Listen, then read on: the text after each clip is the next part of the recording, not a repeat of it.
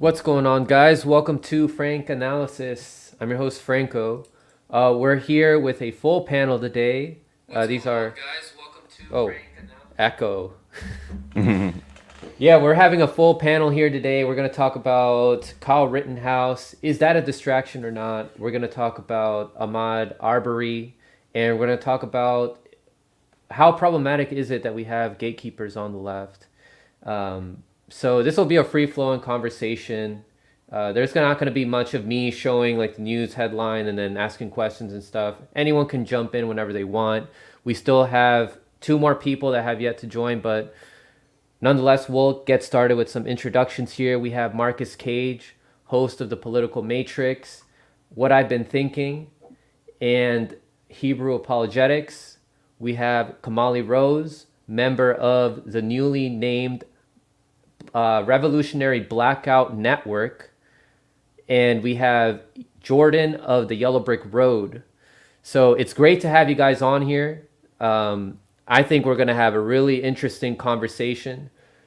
So we can just get started with, what do you guys want to start with? Kyle Rittenhouse, is that a distraction? What do you guys think? Anyone can jump in whenever you want.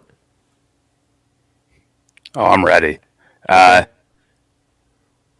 For sure, it's a distraction, but it's also not a distraction because here's how it goes. You're going to have the mainstream news that is going to focus on particular stories. They're going to give you halfway information, and they're going to hope the main populace buys into it and watches it 24/7, watches the trial, watches facial expressions, watches, which celebrity is backing which person and all that shit.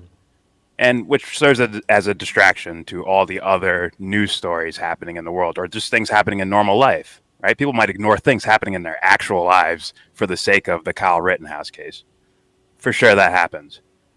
But it's also Yeah. not a distraction if you're actually doing some form of investigative work with this. If you're really looking into the case because you're into looking into cases, you're into looking into criminal cases, you're into looking if you're viewing it as something where it's maybe playing a role on the culture itself and you're examining that, I have zero problems with that. That's not a distraction. That's you doing your work.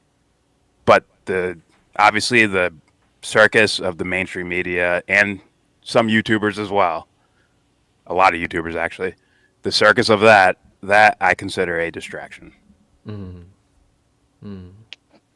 Yeah, That's jump in whenever, guys. I Anyone guess agree, disagree?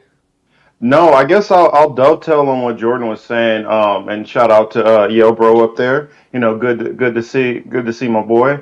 And nice to be on with Kamali. I hope I get his name right. But nice to finally be on camera together. But I completely agree. It is both. It is a distraction, and it's not a distraction because there are so many things that are going on, and it sucks up so much oxygen from a lot of the major things that are going on. You have strikes that are going on across the country. You have, literally like thousands of Native American children's bodies being propped up like almost every couple of weeks. You have the situation which is going on down at the border. You have elections that are going on in other countries. You have There's just so much stuff that's going on, and the media doesn't like to look at all of these stories. And this is something which is easy. It's easy to throw a camera in and talk about these, handful of things. It's not a distraction because, like Jordan was saying, if you're going to be nuanced and you're going to look at the different laws, and you're going to look at how it's applied, and you're going to look at how things are applied, unequally to different segments. Hey, what's up? If you're going to look at how things are unequally applied, then it is, something to actually talk about. I've been kind of going back and forth and on my show we covered it last week, but there's been some pushback. I've had not very much, but a couple of different people have pushed back, and they're kind of conflated some things I've said with other people, and not entirely got the heart of my argument. I felt like if you're looking at this from strictly a self-defense, you know, then yes, you can definitely argue, that he had grounds for self-defense. But my point of contention in the first place was, did he have justification to really even be there?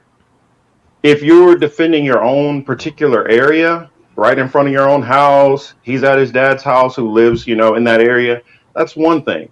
But how justified is he in even being there in the first place?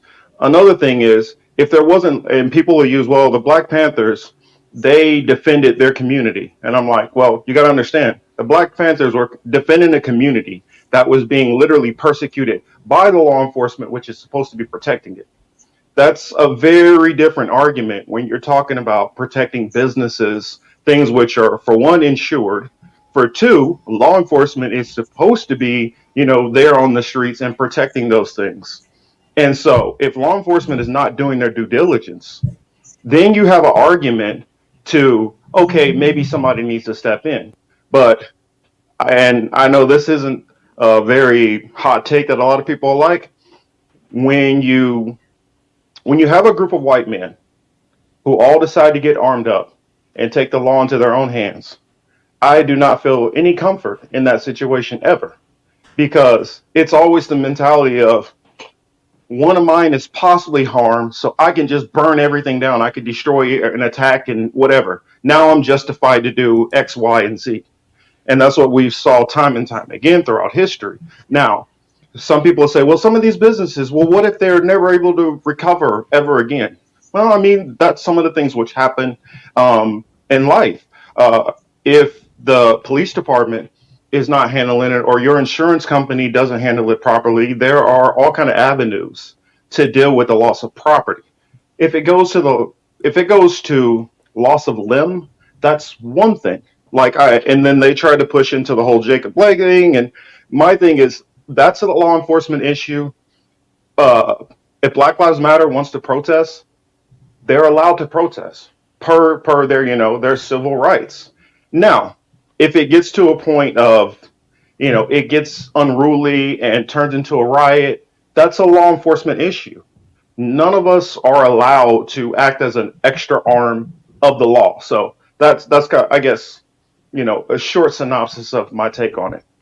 Okay. Yeah, I'll jump in there. What's up, Dontel? Great to see you here, brother. So yeah, I'll jump in and just say, jump again, piggybacking off of what Marcus just had to say. Nothing that I would disagree with that pretty much. I think all of that is were great points.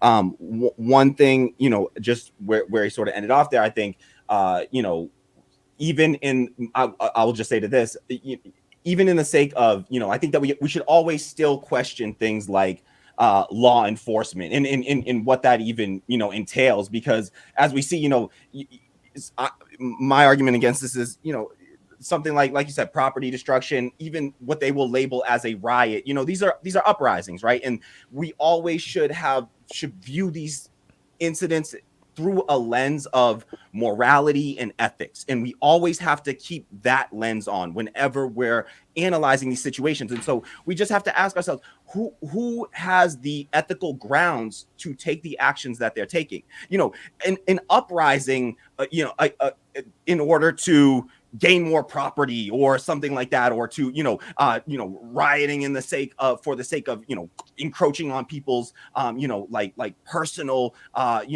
spaces in their communities, in order to sort of colonize those spaces or something like that. We should be able to still analyze and say, okay, well, no, you don't have ethical backing in that situation. But an uprising for the sake of liberation of a people, in this situation we're talking about Black liberation, Black autonomy, that's an uprising that is justified in its actions. Because if from the framing of self-defense that we want to talk about, we have to first look at it as, well, where do we start this what is the entry point that we're going to talk about for self-defense? Because I would easily make the case that the people that had an ethical, a moral justification for self-defense in that situation were the Black and brown people that were out there and their allies protesting against a fascist, white supremacist police state. In any actions that they have to take that don't, unfairly, unethically, immorally, infringe upon another human being, and physically harm another person. I can easily make the argument that those actions are justified. And so, even in that case, I don't care if we have to burn cities down, if we have to burn property to the ground in order to gain our liberation. Well, I am all for it. This whole notion of like property and property rights in this country are all, listen, those things started when for the people in this panel were the property, when our ancestors were that property. We didn't have the rights to defend ourselves. We weren't human, and so in that sense, it's like we have to always keep a framing of that. And that's, people hate we got this whole argument going on in this country about CRT, and these are the types of things that CRT tries to analyze, to look at, because it rises out of critical legal studies that really look to analyze these laws, because these laws came on the books and were structured in a way that protects capitalist white supremacists. All right, and so and it protects those power structures. So one, we have to, we should always question those things and look at it from an ethical point of view. As far as is it a distraction or is it not a distraction? I think that it's only a distraction insofar as we're talking about it for the wrong reasons. It's something that we can absolutely use as a platform, a jumping off point to discuss things like power and systems of domination and structures of oppression. And as long as we're using it for something like that, then we are totally justified in spending time in order to analyze those things and talk about how we dismantle those systems of power and oppression. And so, I think that people, leftists, I saw a bunch of leftists come out and say, well, this is just a distraction. We should be focused on these other things over here. And a lot of the things that they named I will easily make the case that those things can be just as much of a distraction if we're only talking about them in order to draw people's attention over here and not in order to highlight the contradictions in capitalism, under white supremacy, under all of these systems of domination, and then to use that as a means of talking about how we dismantle those systems of oppression. So, I think that no, it's not a distraction as long as you'll see, you can't find a single example of me getting bogged down in legal technicalities on this case or any other case for that matter, because I don't waste my time, and I don't think any of us should be wasting our time, getting bogged down in that, because we should just be looking at the structures and the systems themselves and say, these systems are systems of white supremacy, that have been used by a fascist police state now. And we need to analyze that in just as much as, any other case in the legal system, or, the millions of prisoners that are locked up in an unjustified way. All of those deserve just as much attention insofar as we're using it to dismantle those systems of power and domination. So that's my sort of jumping off point for any kind of discussion that we're having. That's where I would start with. Yeah. Anyone? Go ahead. I have a question. Is there a limit to means? Like, all right, you're saying that, okay, with something like a protest, right? It's justified based on the world we live in today. And I agree that there should be some sort of resistance happening, but is there a limit to the means of accomplishing what you want to accomplish? Because it is a fine line, because when you enter into something where you're burning buildings down, which, I get it. It seems more like a show of frustration than an actual coordinated type of protest type of thing. But at the same time, like, I'm not going to cry over destructive property. I'm going to complain about what it would look like to a mass populace, right? If they see buildings burning and it's uncoordinated and people just burning shit down, do they think that's a call for violence, or is violence okay as a means for you? That's my question, Kamali. Yeah, that's a great question, and I think that my framework for sort of looking at that is, one, I agree that we can't.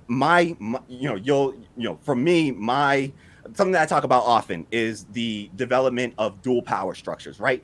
Trying to not just talking about what we're against and what we want to burn down, but to actually start to build the structures up and put in place the structures that we would like to see replace those systems of domination, those tools of oppression, those structures of oppression. And so for me, violence is only justified insofar as it's being used against to prevent further violence. And this is something that even, and I consider myself, not that labels can ever, easily define one, a person. But I consider myself a Black anarchist, and a book that I, highly recommend, and I haven't finished all the way through, but I've made it through most of it now, is Anarchism and the Black Revolution by Lorenzo Camboa Irvin. And in it, he talks about how even as anarchists and people that are abolitionists who don't believe in I don't believe in prison systems insofar as they are, structured today. I don't think that we have the right to that's a means of dominating over people, dehumanizing people, that I would like to see a society without that. Not that I think that we can jump from 0 to 100. Today there's prisons and then tomorrow there's none. Mm-hmm. We have to work towards those goals. But even as an abolitionist, even as an anarchist, he still creates a framework where he says, listen, we as anarchists are still going to have to acknowledge that if we have somebody in our community that is, say, and he talks about it in the sense of a drug dealer, and I believe in the legalization of all recreational drugs, the ability to, and really decriminalization first, but then legalization so that we can do it in a way that is safe, is for everyone, is accessible, safe for everyone, and then we have to look at it and say, okay, well, if there's this person that is doing harm, in creating a harm in our community where they are taking lives. We got Purdue Pharma out there creating what people acknowledge as the opioid epidemic. The responsibility is going to fall on us. We have to ask ourselves, is the violence that we are committing, and I only consider violence when it's against two things, are any kind of living being, in our planet, really, so like because that's what gives us all life and provides life for all of us. So living being, not just another human being, but really just any living being, including plants and the things that literally help to sustain life on this earth. And so we have to look at it as if your violence can justify itself in so much as it prevents further violence, and it has to be done in a way that we get together, the education is there, the political education is there, and we're doing it in a way that is we can measure and say, yes, this, by committing this act of violence, it is preventing further violence. And so in that sense, in using that framework, I am fine with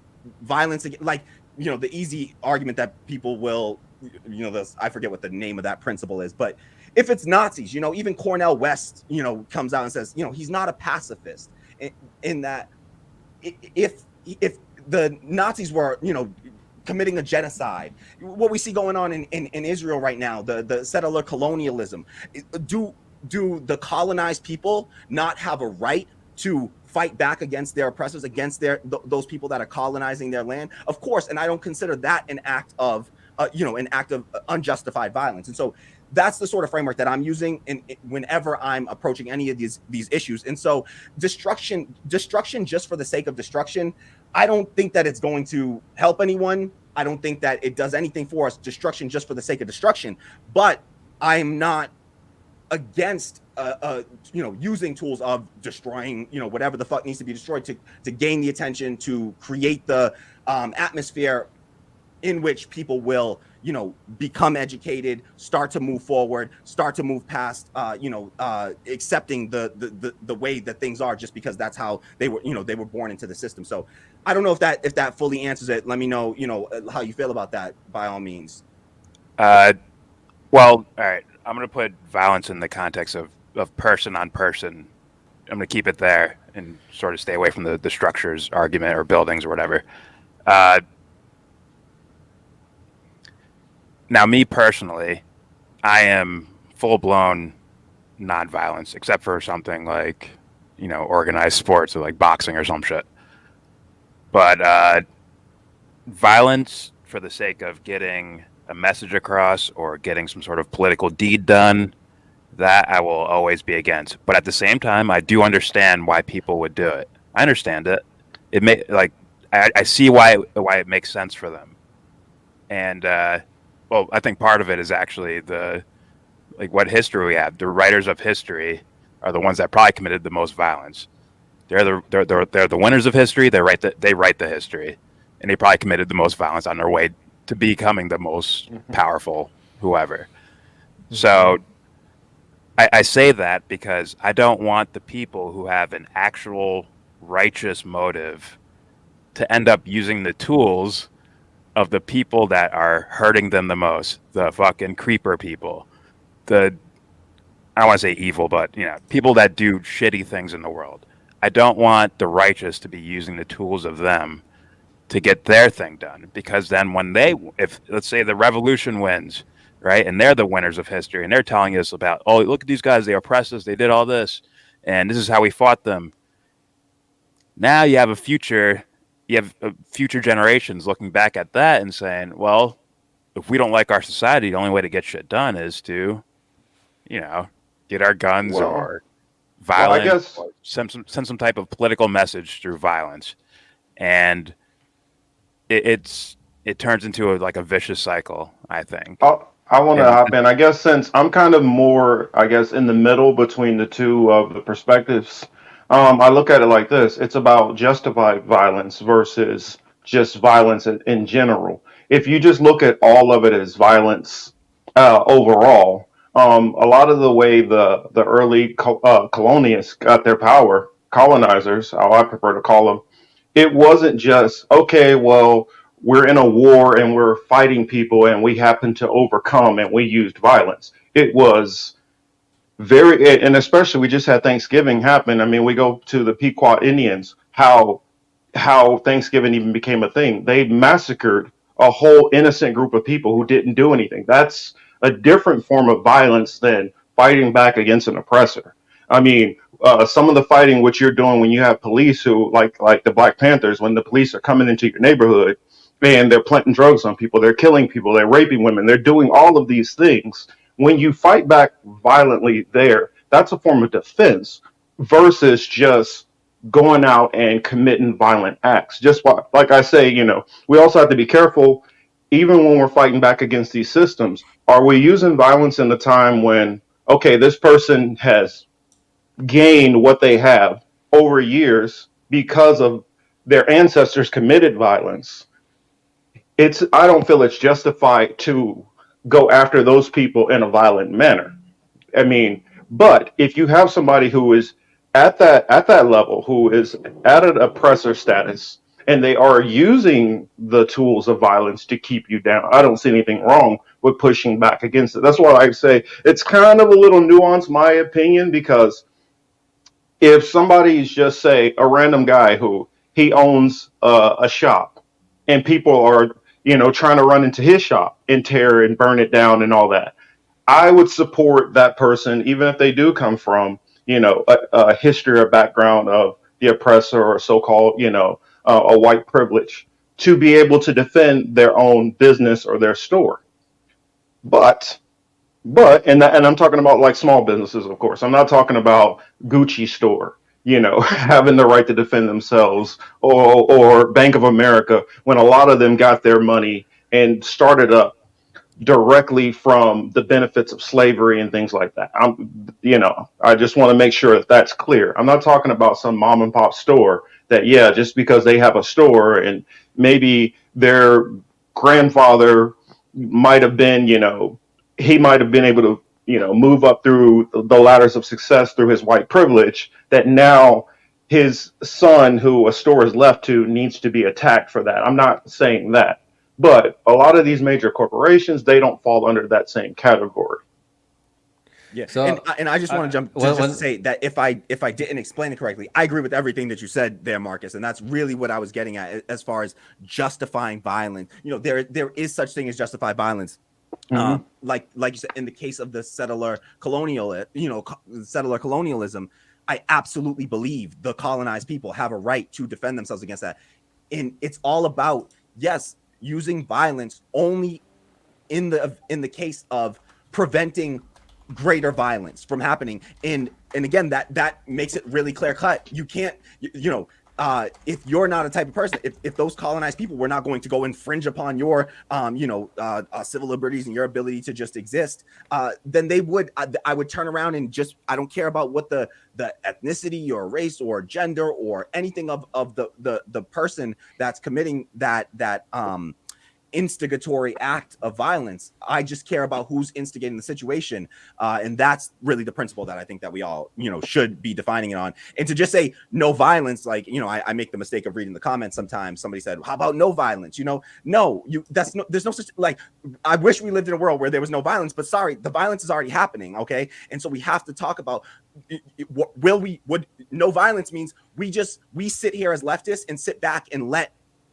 people, like, I'm sorry that I use it, continue using the example. It's just the most prominent example to people. Are we just going to let Nazis just continue to commit genocides? Are we going to let anybody commit genocides while we sit back and watch? No, we would be complicit in those actions. We are almost just as much to blame as the people committing those acts of violence if we just sit back and watch that, because we're pacifists. We don't want to commit violence. We don't want to have to kill. No, if killing somebody means if killing an immoral, an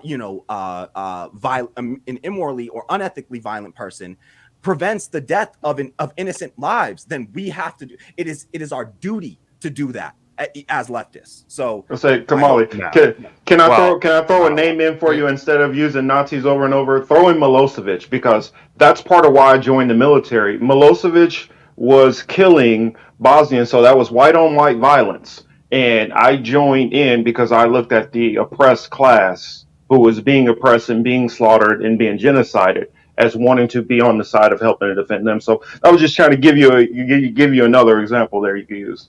I'm gonna give Dontel a chance to speak here, and then I'll come back to you, Jordan. right. Yeah, Dontel, what's your take on all this on violence? Is this a necessity in order to achieve liberation from the predator class?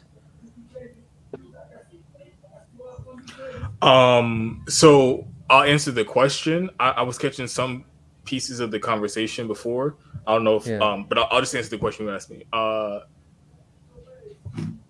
Do I before I was more against it, but over the last almost 2 years now, I mean, I still prefer, and I'm like actively support nonviolent means of fight back and pushback, like direct action and mutual aid. Even in certain cases, I've been convinced that when it comes to like the issue of climate change, that is a existential crisis, and the life of human beings and all life on this planet is really at stake here. And the people who are supposed to be enforcing the laws and writing the laws and have the real power to address the situation, they aren't doing it, no matter how much we ask them, no matter how much science they're presented and things like that. So at a certain point, it just becomes unreasonable.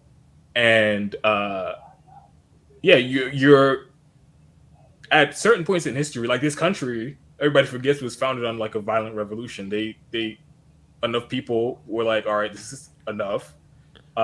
With the king and this colonialism and having no representation or anything like that. So they fought back violently.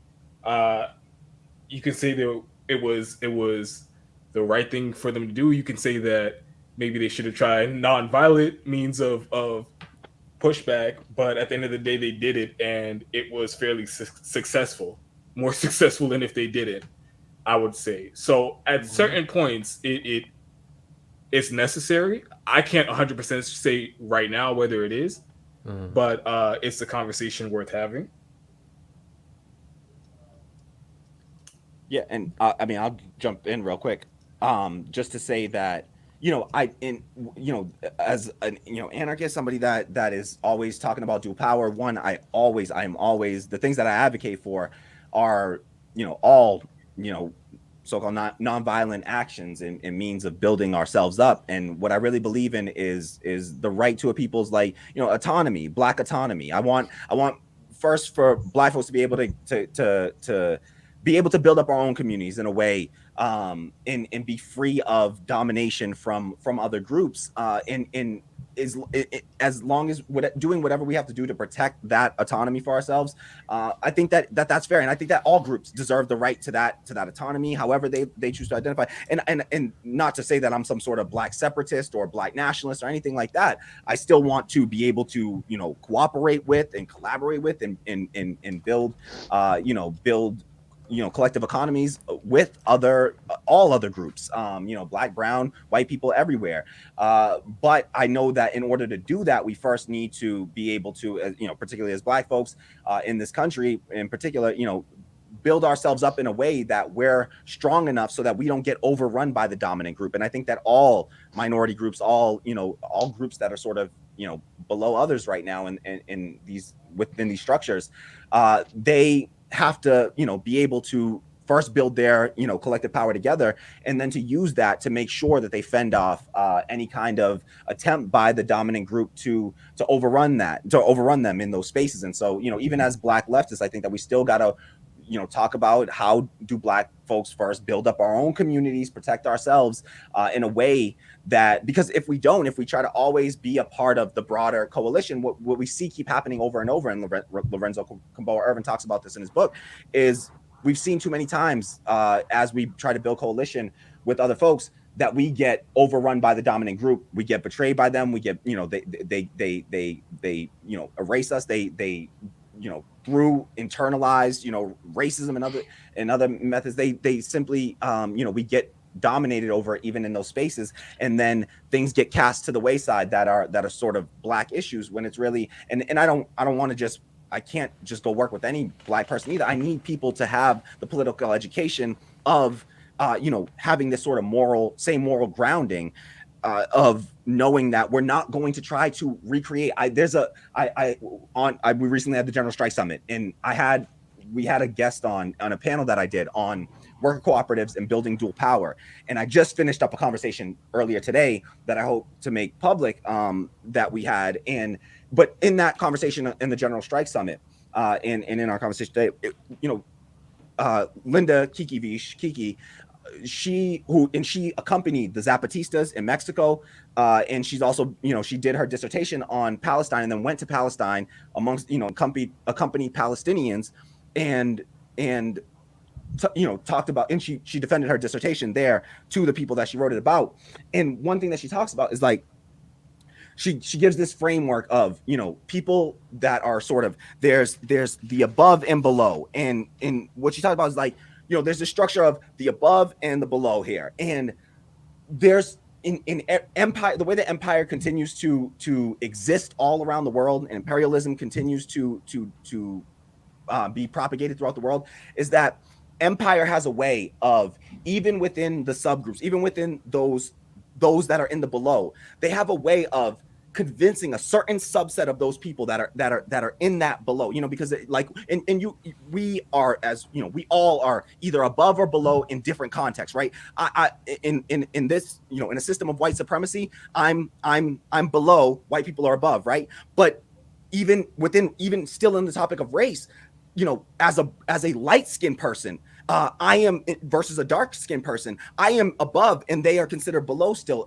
Even in as we exist today. As a man, I'm in the above, and on a gender sense, versus women that are below. And so we, and the wait, thing Kamali, before, can I get in real quick? Well, I still have internet connection.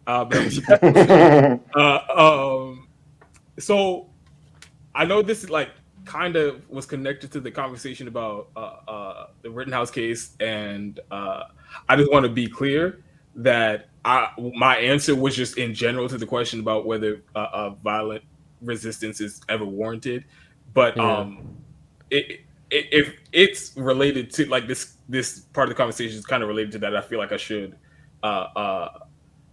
make my position on that clear.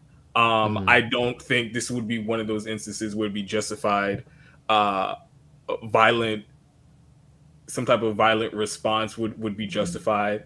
Um, as it is, you can say whatever you want about Kyle Rittenhouse and has he said racist things in the past or whatever he believes. I think that was a completely different conversation than whether or not he thought he was defending himself right there in that moment. And I haven't said anything about it publicly because I have a lot going on, so I wasn't following the case like day to day as I think I would need to comment on it publicly. So that's one of the main reasons why I didn't. But as the whole thing was going on for like that week, I was seeing more and more of it, and then what really kind of made up my mind on this was when I saw that Matt Orfalea video, and where he details the three people that he shot and the reason why he shot him, and there was video evidence for that. And up to this point, I haven't heard anybody refute that. I haven't heard anybody say, "Oh, if somebody points a gun at you, it's not self-defense to shoot them," or if somebody is attacking you while you're on the ground holding a gun, it's not self-defense to shoot. I've never heard anybody refute that. So that's well. Let me do it for you here. Let me refute that then. I will refute that for you right now, Dontel. Because here's the issue: is that, and again, it's about, and you missed this part where I talked about it earlier, but it's about where we look at the entry point of this what the issue is here, right? Kyle Rittenhouse made a decision, right, to arm himself and then to go into to put himself in, to enter into a situation where you had a group of people trying to, again, and sorry to say again because you weren't there for this, but the only people that I see in that situation that had the ability to justify, I'm still listening to you.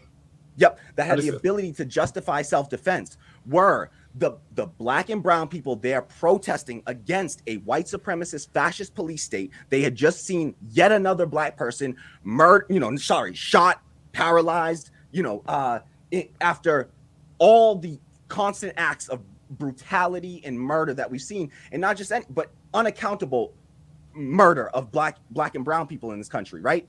And so anybody that was there protesting against that action, they were there practicing self-defense, defense of themselves and their communities against a white supremacist fascist police state. And they had every right to be there and to do whatever, as long as they don't go in and start, I don't suggest people just go in, start shooting random people or something, but we may have to at some point. I'm not saying I don't know that we've reached this point yet. But we may have to arm ourselves up and start to, protect our communities just like the Black Panthers did against these cops, to make sure, hey, anywhere that there's a police call, we'll be there, and we'll be armed, and we'll be ready to protect our communities. And if you make the wrong fucking move, we will drop a fucking pig dead. Period. Okay, so I am totally in favor of that, where again, if it's about protecting people that are justified versus unjust, cops are class traitors protecting the capitalist ruling class that is protecting white supremacy in this country. And so we can't allow that to continue to happen and just sit back as leftists and just allow that to happen to our people. No, we can't let another innocent person be murdered. And I've said it before, I am willing to be a martyr for that cause. Like, I have no problem. I'll say my goodbyes to all y'all now. If I ever happen to be in a situation of witnessing this, that I am ready, just like Cornel West said, to step in and intervene, even if it means losing my own life in that situation, because I will not sit idly by and watch another cop kneel on the neck of one of my brothers or sisters without fully fucking intervening in whatever way I see fit in that situation. And I will be justified. History will view me as the justified person of whatever action I happen to take. So listen, and I'm not telling anyone else they have to go do that, but I'm telling you what I'm willing to do and what I'm ready to do. Now, for the case of making this case about the self-defense argument, listen, the people that are sitting here saying it was self-defense are ignoring the black and brown people's right to self-defense. And if that self-defense means a simple protest, they were the ones committing the justified action. He entered into a situation. He was the instigator of a situation. And once he did that, once he entered into that situation, nothing he did. I don't care what he did. There is no justifying of self-defense. And now let me just say, after he shot the first person, now we got a person that just shot a person in our community, right? Say it was cops. Say it was a black person that had just shot somebody, right? We all know, all right? Cops would now be ready to intervene in that situation, right? A black person just shot somebody, whether it be a black person or a white person, whatever. A black person just shot somebody. The cops, who again, I don't consider them a justified, system or structure. The cops will go and they would have every right to detain that person that just shot somebody. It doesn't matter if you shot them in self-defense. The cops don't know that. You have to look at all of the instances, all the different actions that took place. There's investigations that have to happen. All you know is that somebody just shot somebody. But you're conflating a couple different things, and it's going to be hard for me to refute some of them, because some of them I don't disagree with. Like the point you were saying about Black Panthers and community policing, I don't disagree with that. But that's different from this particular case, because I think I do. I think I disagree with that. The point that you were saying about the self-defense. So, go ahead. I'll go back to it. Okay, we'll get to we'll get to that. We can have a conversation about that. But about the self-defense, I just don't agree with it. You can disagree with his motives for being there, but to say just for somebody showing up, it means that self-defense is off the table. It's not like he showed up and was pointing guns at people from like as soon as he got there. That's not what happened. Well, he did. So to say that just because he was there with a gun, again, if in that moment if somebody responded to that and then he shot them, that's not self-defense. But you agree, in this Matt Orfila video, right? You agree at least that the person that fired the gun that Matt Orfila, points out, is not the person that he turned around and shot, right? The person that he turned around and shot was a person seeking to disarm him, right? To disarm a fascist white supremacist, right? So somebody going to disarm him is the person he ultimately shot. This is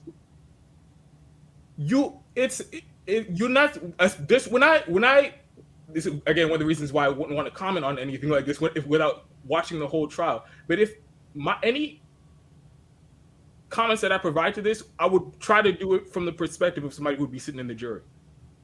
You're not supposed to look at the situation in hindsight, or what would you do knowing everything you know. If at that moment you're in a crowd that is angry and then a couple of people are attacking you, somebody's literally attacking you, and then a gun goes off and you have a gun in your hand, you think somebody's shooting. So whatever you've never been in a situation where you thought somebody was shooting at you. So I don't want to put. I don't think you've been in that situation. I have. And then you have a gun in your hand and you're forced to respond. Are you going to sit there or not? So I don't want to get into this like this like a debate about, oh, did that person, that was the person that he shot immediately. So a gun went off and somebody was reaching for his gun. At that point, any reasonable person would say my life's in danger. So I just don't agree with the fact that just because he was there and because he had a gun and he disagreed with, or say he, I don't know, he says he agrees. But why was he there? Why was he there is my question. What was he there for? He was there and on the side of a capitalist ruling white supremacist class to fight against the people trying to fight for their liberation. But Kamali, it's just the question of the settler colonialists versus colonized people. Is that the context the kid's putting it in, though? I don't know if he's putting it in that context, right? That's kind of like there's a fine line of defining certain terms, bro. And I think you're kind of leaping over them. So you don't think that black people in America are a colonized people? You wouldn't look at us as. I'm sorry, I didn't hear you. Say that again. You don't consider black people in America a dominated colonized people in this country? You don't think that we're colonized? I believe that there's definitely a upper class that takes advantage of the lower classes, regardless of skin color. That's my belief. Yes, of course, like for sure. But wouldn't you agree that even within that, right, there's still a hierarchy of, even poor white people are still placed above poor black people in this country? I I would think they're agree with you, easy chess Kamali. pieces to use one against the other. It's easy chess pieces to move around based on the prior context of something like slavery and Jim Crow and all that shit. And just to really jump in right before you, Marcus, really small thing just to throw this in. Hmm. But like in the context of say the Civil War, you had that was white people killing other white people, right? But and that was also poor white people doing like rich white people, the wealthy weren't out there fighting the wars, right? They never fight the wars, right? And so even in that situation, you had poor white people out there fighting to protect and defend slavery. And so are you not justified as a black person to fight for your liberation to defend in that situation? Well, we had normal Americans that were like, "Oh, I love freedom and all this shit," and they got them to fight in the Iraq War. So people are. It seems like history tells me that people are easily manipulated to fight wars on behalf of dipshits or corrupt. And you agree that it's justified when the people that are in those countries that we're going in and invading, they have every right to kill these soldiers that are being sent over into their land to invade them to dominate over them. Kamali, The word isn't justified for me. You can It's disagree empathize. with I understand. why he was there, but to say that he's there oppressing people is it? Go.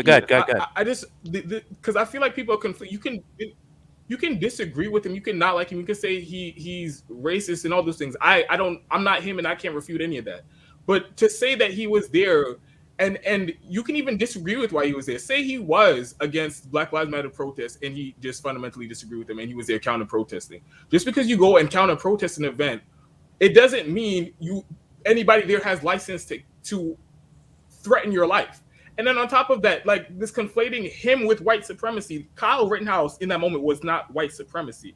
So it's not justified to use lethal force against him because of hundreds of years of oppression from the police state. That I don't agree with that. He was somebody who was there. And again, for a reason you could say you disagree with, but to say that he shows up there and then again, it's a country just like anybody else would have a right to be in the streets for any reason that they think is worthy, and this isn't a moral judgment about whether he was there for good reasons or not.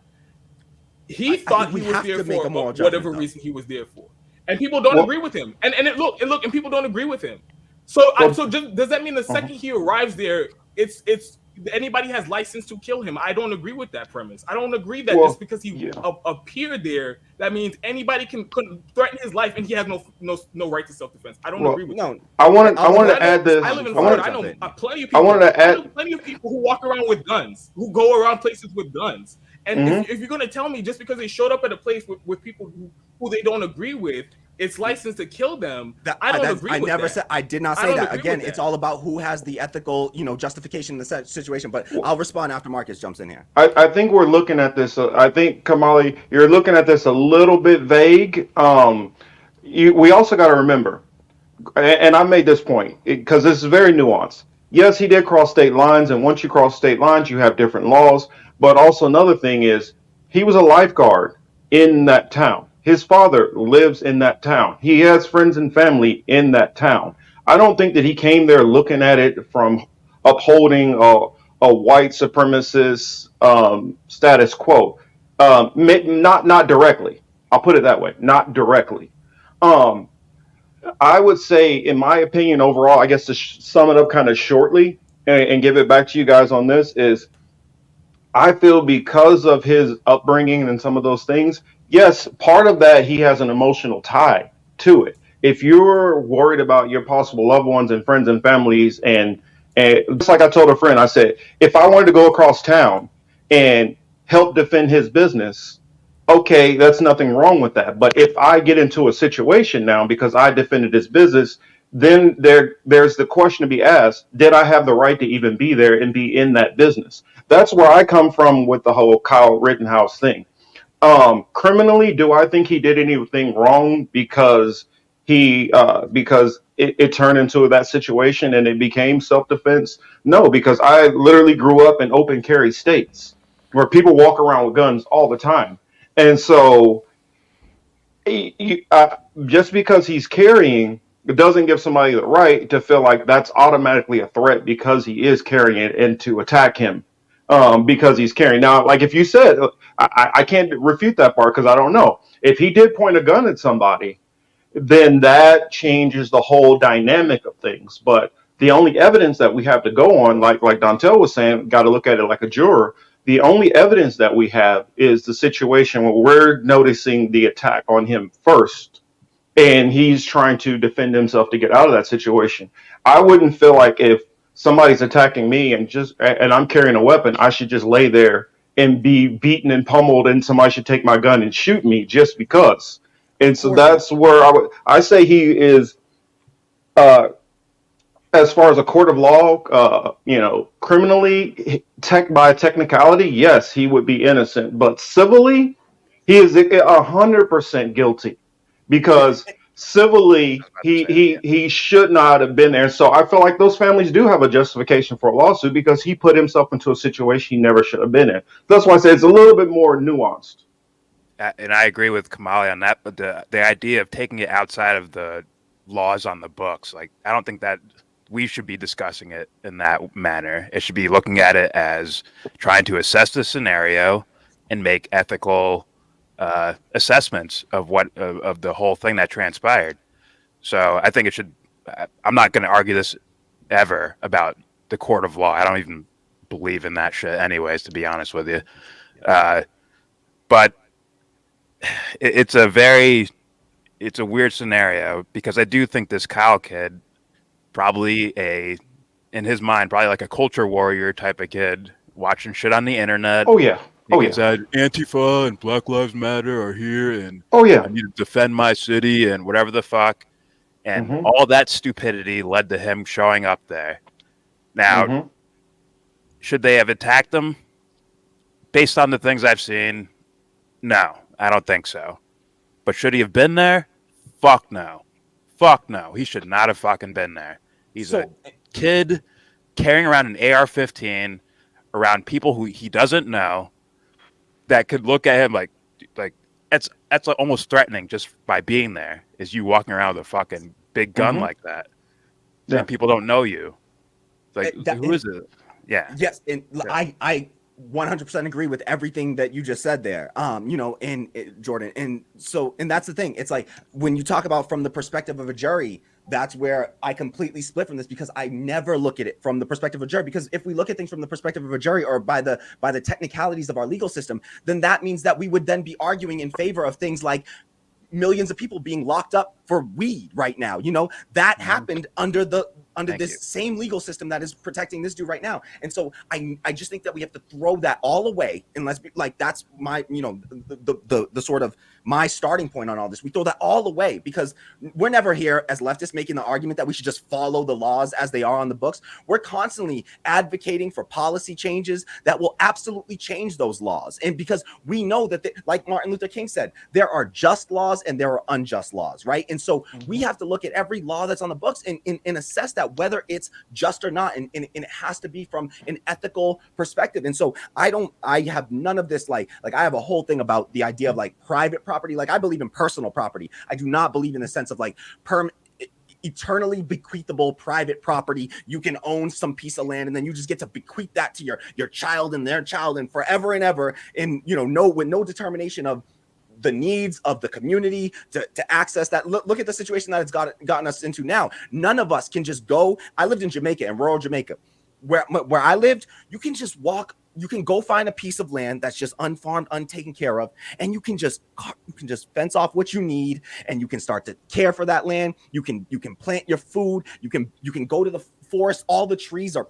There's no ownership of a tree that belongs to the community. You chop down what trees you need to build your house up. You use whatever you need, and you don't have this idea of like, I can now, that's my land that my family owns and we can bequeath that for generations and generations to come, because you don't know what the next generation, what the needs of that are going to be. We used to have all kinds of laws on the books, like during World War II, we created systems of like rationing and ration cards because we realized like letting market forces just determine all this stuff is not ethical. It's not justified. So not to go, I don't want to go too far off track on this, but that's just the one thing from the perspective of the jury thing that Dontel and Marcus mentioned. I just think that we got to throw all that away and look at it from the ethics. And then from the ethical standpoint, I just clarify something, because I think that being taken out of like is not being understood.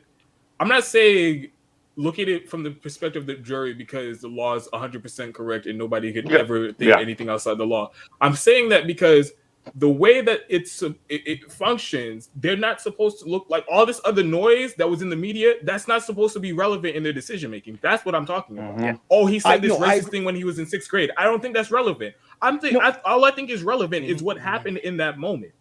And so, and then on top of that, with the thing with the just laws and unjust laws, nobody here is pointing to me a change in the law that can and should happen after this. Nobody has said anything, and so again, I just don't agree. Like I think that's also a mischaracterization of what I'm saying, because I'm not defending all laws and saying all laws are just.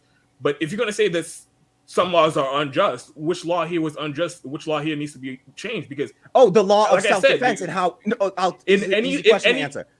The law of self-defense, right? We're looking at that law, and I'm saying that law needs to be changed because we need to look at who was actually what Kyle Rittenhouse did. In my opinion, that's more like self-offense, right? Like, he had the power, and he walked into that situation with the whole system in a structure of domination, oppression on his side. He had white supremacy on his side, and I just don't think that we can say he didn't go in there with these tools of white supremacy. He went there as a counter protester to a Black Lives Matter movement that is all about Black people just not being murdered by cops. And it happens to white folks too.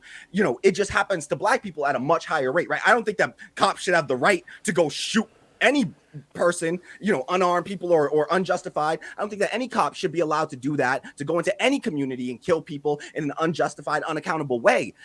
What Black people are so upset about is the rate that it happens to us. But when we're fighting this fight, well, I'm also fighting this fight for the white folks too, that I don't think that they should be, getting murdered. And there's all kinds of instances. Like there was an autistic white kid whose mom called the cops to intervene because he was having a mental health episode, and the cops showed up and shot this little white boy. And it could have killed this little white boy. If they'll do that to a little white kid, imagine what they're doing to the big burly Black guy, and so or Black woman. So I think the law that needs to be changed is how we look at the idea of self-defense in and of itself. Do Black people have a right to defend their communities, to defend themselves against a fascist, white supremacist police state, which is what we have? And if they do, then those actions that they took were all justified. And somebody coming in to then with a big gun, what I think that should have happened in that situation is Kyle Rittenhouse should have gotten his ass whooped, all right, and should have been run the fuck out of town, all right. And if he dares pick up and point that gun at anybody, I think that that revolutionary leftists, we need to, one, be trained in how to use guns safely, effectively, and then we have every right if he picks up a gun and points it at somebody that is running them out of their community because they're saying, listen, we're here fighting for our liberation. You got a chance to get the fuck out of here, or you're putting your own life at risk. And yes, I absolutely believe that needs to be the case. And it's not from I don't care about the technicalities of the legal case. I didn't watch a second of that trial because I don't give a damn. We all knew what the conclusion of the trial was going to be. We all know, so there's no reason to waste our time, and that makes it a distraction. To get back to the original point, that is what the distraction is about. It's about trying to argue about the technicalities. I have zero interest in that. It's about making the moral argument about, listen, this is a system of domination that is over us as Black people. We have white supremacist systems in place that the police, that policing, organized law enforcement in this country grew out of slave patrols. So these things are not in a vacuum. And we have to. It's just the question: where do we start the argument of self-defense from? This is where I have an issue with what you're saying, because what you're saying is very subjective in the way that you view things, and there's no way you can objectively apply this anywhere. Because if the standard is anybody who's in the community, and if a majority of people there disagree with whatever they're in the streets about, then it's justified for people to I gotta correct that, because I'm not just saying that. If they disagree with it, I'm saying they have to be justified. But that's what he was there very doing. Clear He was there. He disagreed with it. No, but what did he disagree with? That is a very important thing. It's not just, oh, somebody's carrying a gun and I disagree with them. No, that's not enough. If somebody's carrying a gun toting a gun around your town, and you just disagree with them because they're there. Can we leave the gun out? Because again, I know people who walk around with guns all the time, and I don't think that's ever a justification to attack anybody. I'm not. So let's just say he was doing. Yeah, but optics, dude. Come on, like think about exactly. that. That matters. Like these are just normal people walking around. Optics is not something that you put somebody's life on. Okay. Because again, it's nighttime. There's so many factors there. Sorry, but there's so many factors there. It's nighttime. You can't see everything completely clearly. You have no understanding of who this fucking person is, and he's walking around with a gun. I don't care if that's you guys though, because I've been in places with random people walking around with guns, and I never felt like somebody get this guy because I'm in danger. But you understand that people might react a certain way, right? Can I even say something? Even if it was somebody I disagreed with, even if it was somebody that my friends have beef with, just because somebody has a gun, I'm not going to say go get this guy. Go get this guy. Why would you start something like that? That would never make sense to me. So just having the gun there isn't. I don't think that's. Here's the question we have to ask ourselves though. How many other people that night shot anyone, killed anyone? Zero. He was the only person that shot another human being, that killed another human being. So all this thing, there were other people carrying guns. I'm not sitting here saying every person needed to be, but I am saying that if you are an unknown entity in our community, we have to look at it, because my thing is about, as an anarchist, it's about, I don't see any sort of value to a state. I give no kind of authority to a state or a capitalist institution or anything like that. And those authorities, they're not justified in my opinion. So, it's just about your community. And if we just look at it from that perspective, he was a lifeguard. That doesn't matter to me. Is this person a known entity in our community? What are the actions that they're taking? Listen, like I said, he should have, the initial thing should have been to run him the fuck out of town. And if he dared to point that gun at anybody as you are running this motherfucker out of town, then you have every right. You are justified in shooting him if you have to shoot him, because now it becomes an act of self-defense. Somewhere I have to stop you at now is when you say a known entity in the community, you got to remember a lot of these people came from other places to this protest. Yeah. He's more of an entity in that community than a lot of those people. So you have to factor that in also. This kid literally lived, his father lives there. He's 17. He's going back and forth to his parents' house. That is his community in a sense. Okay, but again, this is about now, it becomes about, listen, and it's not just the known entity aspect of it, right? Like I said, you have every right to say, you are here. It's not just about the, right. At that point, they are there at a protest for a very specific reason, right? We are protesting against the fact that a cop just shot a person, an unarmed dude, in the back 8 times. And we got to go into the fact of the Jacob Blake thing with the knife and all that stuff. It's not a clear cut. It's not like the George Floyd thing. No. It's a little bit more complex than the George Floyd thing. We're gonna allow cops to continue to come into our communities to shoot unarmed people because what so Jacob Blake isn't allowed to move towards a vehicle that has a knife in it, yet this dude is justified in having a big fucking assault style weapon walking around, and he's allowed to do that as a counter protester against the people that are there just fighting for their liberation. See, that there's no debating that in my mind. It's so clear cut to me from the ethical. Okay, but so why not tell him to leave then? So then tell him to leave then. Listen, people attacked him. So if you attack somebody with a gun, did you not see? They were telling him to go. They were telling him to get the fuck out of there. That he had no business. That they told him to get the fuck out of there. And then at some point, he did raise his gun towards people and point his gun towards people. But even then, I'm still saying, like, the moment that because you can try to justify in some way on technicalities the first one, but there's zero justification for him shooting and killing another person and shooting another individual. At that point, they knew that there was a person who had just shot and killed somebody. And like I said, if this were cops under this legal system, and this is the way I justify it as if you're in your community, you got somebody that just shot somebody. You don't know all the details of all of it, but you have every right to stop that person, to detain that person, and to question that person on what they did. And at that moment, by whatever means, some people were equipped with a skateboard. This dude had a big fucking gun, and we're somehow saying he was the one that should feel threatened. Why is it that his fear and he was the one that was under some sort of threat? How come we're not considering the fact that can you kill a person with a skateboard? Huh? Can you kill a person with a skateboard? Of course, Yes, but you these can. people that were there to try to stop But somebody wait, that wait, already shot someone. So, and listen, they are doing that Okay. against a person. So, what would you like them to do? Because that at that person, they're risking him shooting and Okay, killing I'm other not people. saying that Did you I'm not allow- saying that this is what I'm saying. This whole situation is messy as fuck. Because I'm not saying if you thought somebody was doing a mass shooting, you aren't justified to try to stop them. But my thing is, so what did you? Okay, what would you expect Kyle Rittenhouse to do? People are attacking. He's holding a loaded gun. People are attacking. He's on the ground. If He the gun shouldn't gets have out of my been hand there. and somebody's already beating the Exactly. shit out of me, I would Like, think that that's- somebody will get the gun and shoot me. I don't care. Like, the thing that should have happened in that situation is we, the left, should have been better trained, better armed, and we should, the moment that he pulled around and pointed that gun, he should have been fucking shot and shot to first Wow. to And first and this then person, now and then you if flip not, the Wow. situation, kill- and those because- same people would be on trial the same way he would have but been. they're but You're in again, the you're same going back- situation. Okay, but you're going back to being on trial as if, listen, I'm talking about what we need to move towards. We got to get beyond this. We'll be on trial because in this situation, they will be justified. That is self-defense. Self-defense is stop. There is no, even under self-defense laws, dude, on the books right now, it is self-defense to stop another person that may imminently be harming a person. So if you turn around and point your fucking gun after having already shot somebody, you have every right to shoot that person to stop them. And listen, I'm saying, try to shoot But him he to didn't do disarm that. first, He was and then if walking to the police. He was dude, walking the to the police are the fucking problem. Like, the police are the threat. Him going But to you the just police. said he pointed a gun after he shot somebody.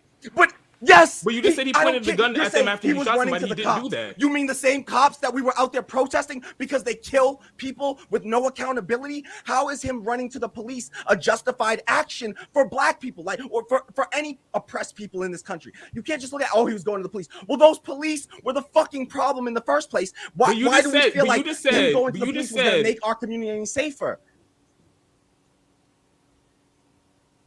That's not what I said. But you just said he shot somebody, and you were acting like this was a mass shooting. But he shot somebody. He's pointing a gun around. But I'm just saying that's not what happened. Yo. He was walking to the police. But we don't So, know that. again, You I don't know understand that. how- Did you watch the video of what happened? The dude was running saying, that guy just shot somebody. That guy just killed somebody. Okay? So all you know is that this motherfucker running And somebody with a tried to big take the gun fucking from him, machine. right? Huh? What's Yeah. up? Yeah. Somebody did try to take the gun from him. And from what some people said, they said that they were going to take the gun from him and shoot him with it. But come on, like, that never played out. We never got to see that happen because we let a dude roll through this community. Okay, and but shoot here's the three thing, though, people and kill Kamali. But two. Kamali. Here's my question. So if somebody the first shot time and killed- somebody. oh, sorry, go to Danto. No. What were we saying, Kamali? No, I'm just saying the question I have to keep on keeping in our mind is that the only person that shot anybody or killed anybody that night was Kyle Rittenhouse. Okay, so if somebody had shot and had killed Kyle Rittenhouse, whether we realize it or not, the reality is one person's life would have been taken in exchange for two. And who were the justified people in that situation? And to me, it's on an ethical, moral argument, very easy. The people that were there protesting against a fascist, white supremacist police state. And so the people that would have been protected in that situation were the justified peoples. And we would have been, ending the life of one person that was going to shoot two people that were at least allied with or on the side of, whether it be intentional or not, the people that were there to fight for black liberation. So it's like trying to equate, like, oh, well, here we are fighting against, like Marcus said, like Milosevic and those people that are committing the acts of violence against people. We just can't equate and say, well, they both have to follow the same set of rules. No, one of them is there. Jordan, their whole existence is there to try to dominate over and destroy another group. you look like you were trying to say something. Yeah. Well, I'm going to try to go my version of big picture here. How do we... Because I hear what you're saying, Kamali, but there's clearly, like, these preconceived ideas that are working like a chain reaction here. Just even from the beginning, right? The cop shooting someone in the back because they're reaching for a weapon. He has a preconceived idea that, like, okay, this guy's going to be violent. Thus, I feel justified in shooting him. Okay. Protesters see that, like, oh, I have this preconceived idea of cops. I'm justified in doing this. Oh, Kyle, I know these guys are outside people coming from outside the state to a town I'm familiar with, and they're whatever causing riots or whatever he believes, right? And he's like, oh, I have the preconceived idea.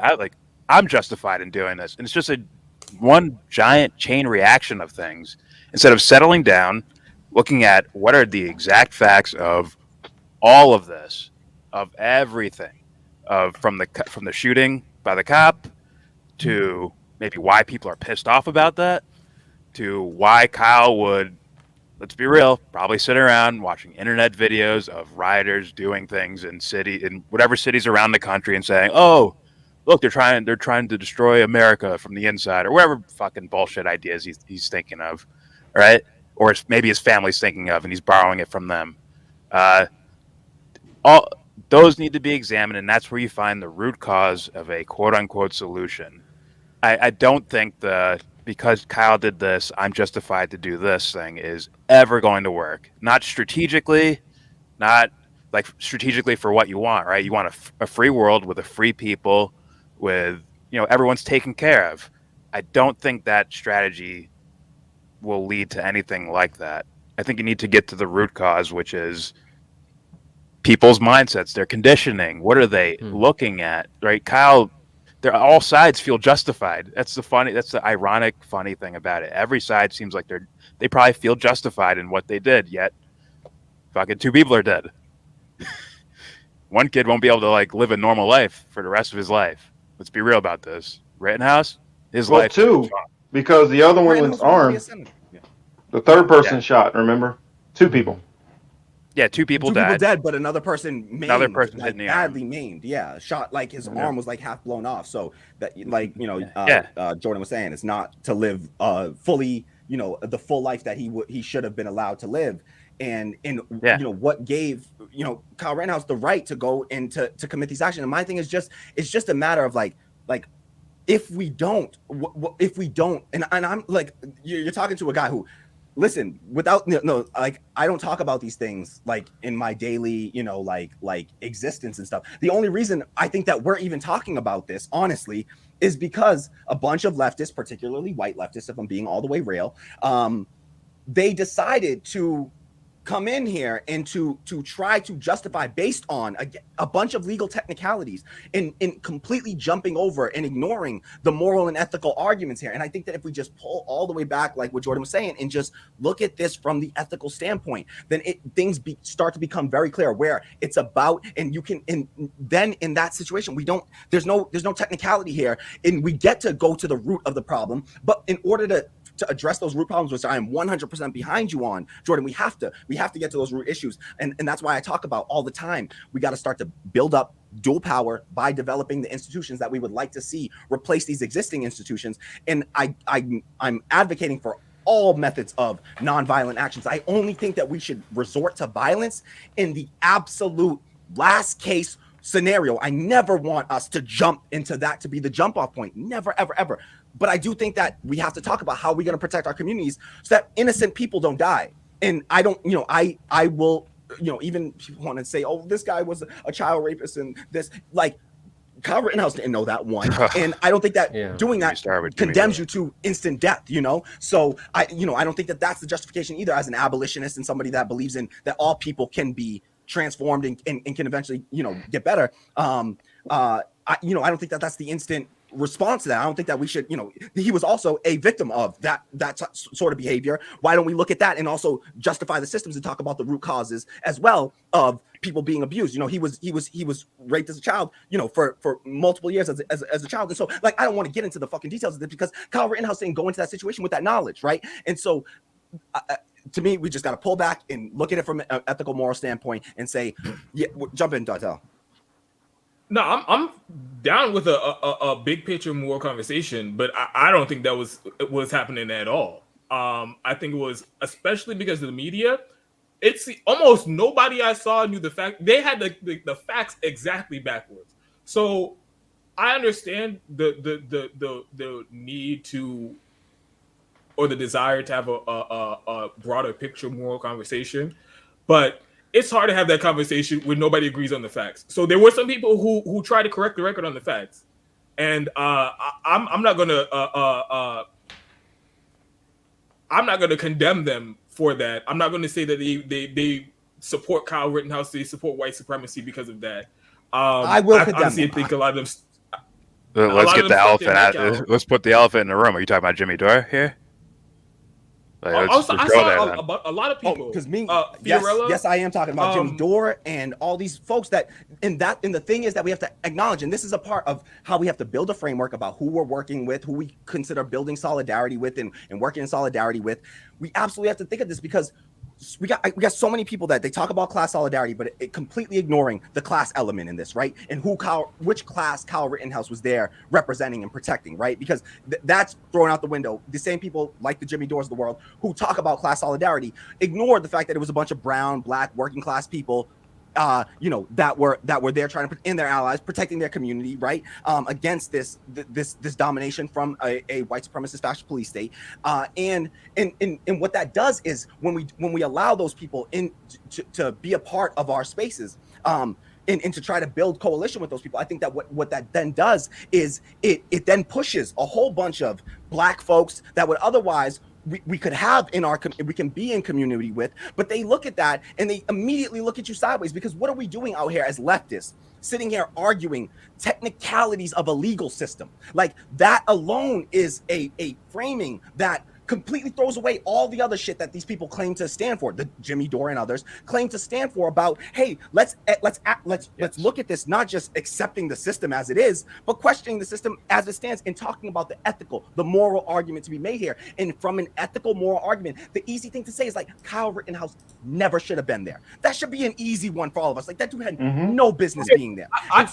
We get that, come on, but as somebody who covers the news, it is jarring sometimes when you see a story, you see the facts of the story, and then you see the media tell a completely different story, and then everybody, even good people that you respect, have the story exactly backwards. That is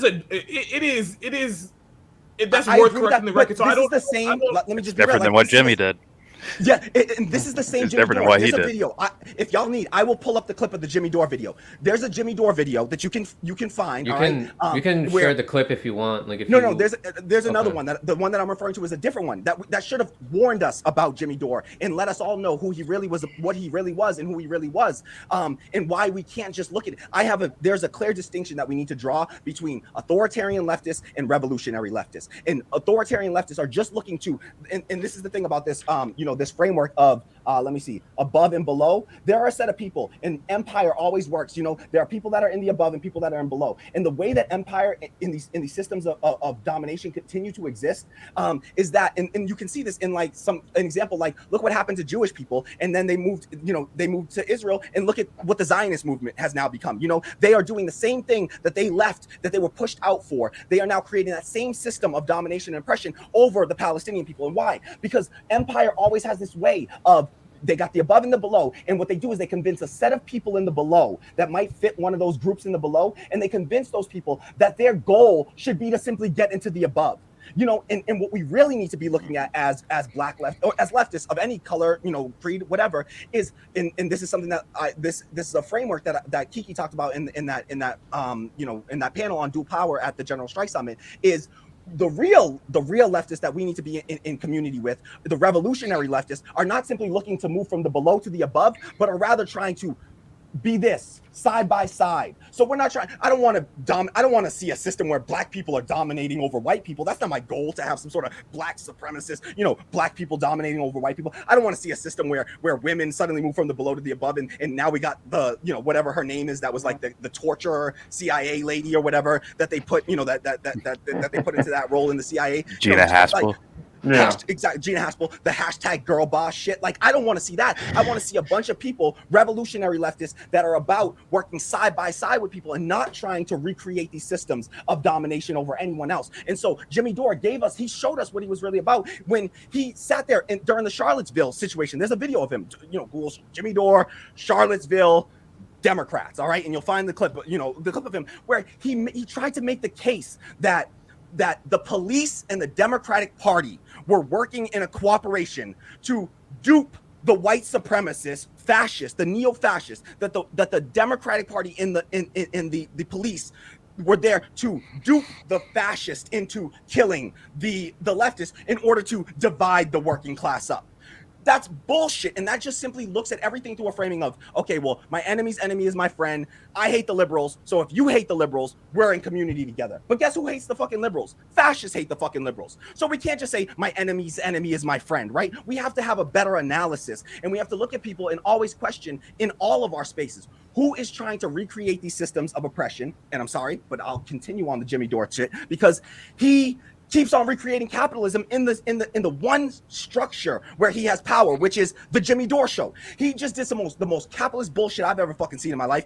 He put out some false information on a story, then he blamed it on an invisible producer of his, and then he fired that dude. That's capitalist bullshit just being recreated, and we gotta question anyone who in the spaces where they actually have power, where they are in the above.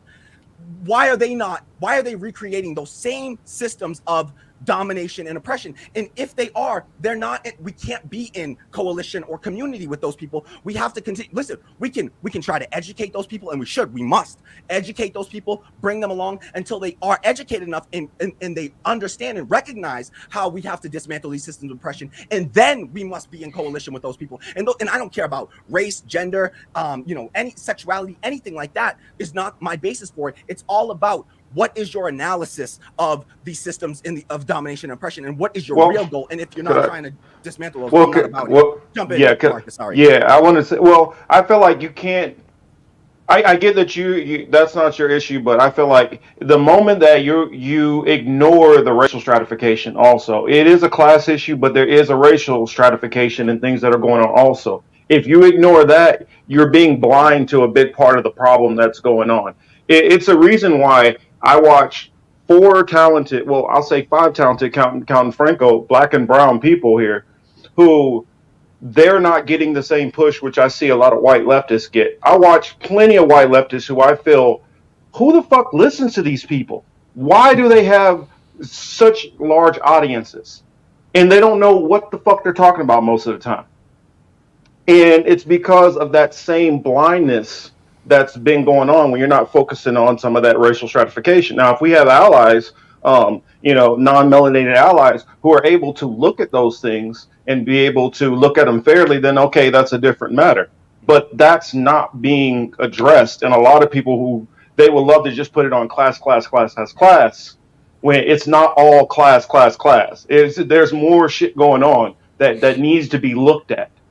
That's my little part I wanted to add. I agree with you 1,000,000% on that. And I am not one of those. I constantly am trying to, bring people's attention to this, that we cannot lose sight. It's not just class. We have to recognize that, yes, while class is one of the many factors, it's about, the intersection of all these different things. And yes, we cannot ignore the racial element, because I even say, even within poor working class people, because some people are like, oh, we can build this big broad coalition of poor and working class people, and that ignores the racial stratification that you're talking about, and even gender stratification, patriarchy, all of it has to be factored. Yeah, all of that shit will just, if we try to do that and we ignore all of those different structures that are there in systems domination, we will just black people will move from the below to the above. We saw it with Obama, right? Like, Obama can move into the highest echelon of American power, and that doesn't change the reality on the ground for all the for everyday black people. And in that same way, we know that poor white people are very, there's many of them, not all of them for sure. We got some some real comrades, some real co-conspirators out there, but there are plenty of white folks through that racial stratification that are okay and accepting of the fact that of being in even though we're all poor, we have the same class status. They are happy to have that below class of black people, because they know, well, at least they're not black, right? And they know that those systems, in some small way, still work in their favor. So even Kyle Rittenhouse, who may come from a working class background or whatever the case is, still, or anybody else. Let's move past Kyle Rittenhouse in this argument. Any poor white person can still reproduce these same structures simply because they want to have that foundation of the below to step over, so that they can feel. And this is the psychological wage of whiteness, right? That W.E.B. Du Bois talks about, where at least you're not black, right? And so what was his name? Chris Rock made the joke where he was like, man, like white people in this audience right now, like y'all wouldn't even want to trade places with me, and I'm rich, it's just like they still know. There's some people that still know, well, at least I ain't black, and so we gotta break down all those systems, those stratifications. Yeah, I was gonna throw one other thing because it reminded me when you were talking about Jamaica, and I was thinking about Puerto Rico. In Puerto Rico, you have some of that also, some areas which are rural where you could do that also, but we still have that stratification also, being, representing the Black community and Black Latino community and having some Native American roots. There's a bifurcation there also, especially like when you're in South Florida, for instance, you notice the difference between more fair-skinned Cubanos versus, darker-skinned Cubanos and Puerto Ricanos. So you notice the difference, stratification, and how, okay, well, there might be a panel where they'll talk to the Latinos and they're only talking to a certain group. And you get what I'm saying? So all of these things all have to be factored in. Yep. I lived in nearly all Black Jamaica, and there's still colorism existing all throughout, where it even plays out in something as simple as beauty standards, right? Where we then look at people, and then those people are then placed into being, dehumanized in a way, looked at as being lesser than. And so, those things play out even in all Black societies. Look at, there's countries in Africa that are still, Papa Doc in Haiti. He's considered an ex-revolutionary, and Fred Hampton talked about this.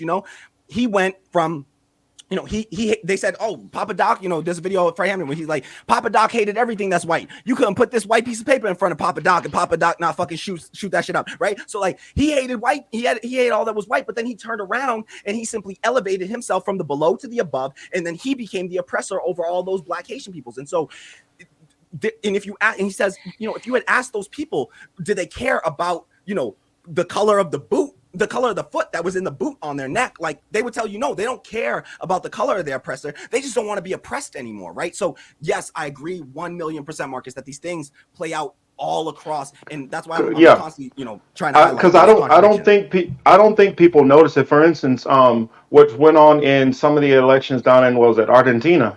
There was, basically more of the more fair skinned versus the indigenous. There's that same stratification going on throughout Latin America also, and it's still going on, and it all harkens back to the same colonization which went on here in America, which went on throughout South America and Central America also, where you had the Spaniards and the Portuguese who still had that stratification over the enslaved Black or indigenous or African population and the indigenous population, and a lot of that is still not changed. I'm not saying that it's completely the same way across the board, but So I want to bridge this to like the next can I just add something real quick, Yeah. Franco? Yeah. I hear what you guys are saying. I get the gist of it, and it makes, as far as the logic of where you guys are coming from, it makes sense.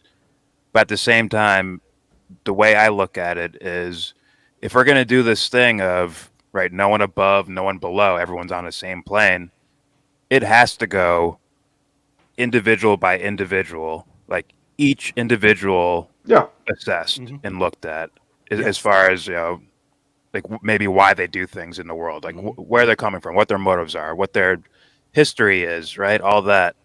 And that will always leap over the idea of systems to me. I hear what you're saying of how, like, the kind of the what's the word I'm looking for? The influence of systems and structures built in society. Yes, those are there, 100%. But to actually reach the root of it needs to go individual by individual. So instead of, for me, my perspective, instead of going so much as like looking at the system and digging at that, I like to dig more at the individual, ask them questions, figure out where they're coming from.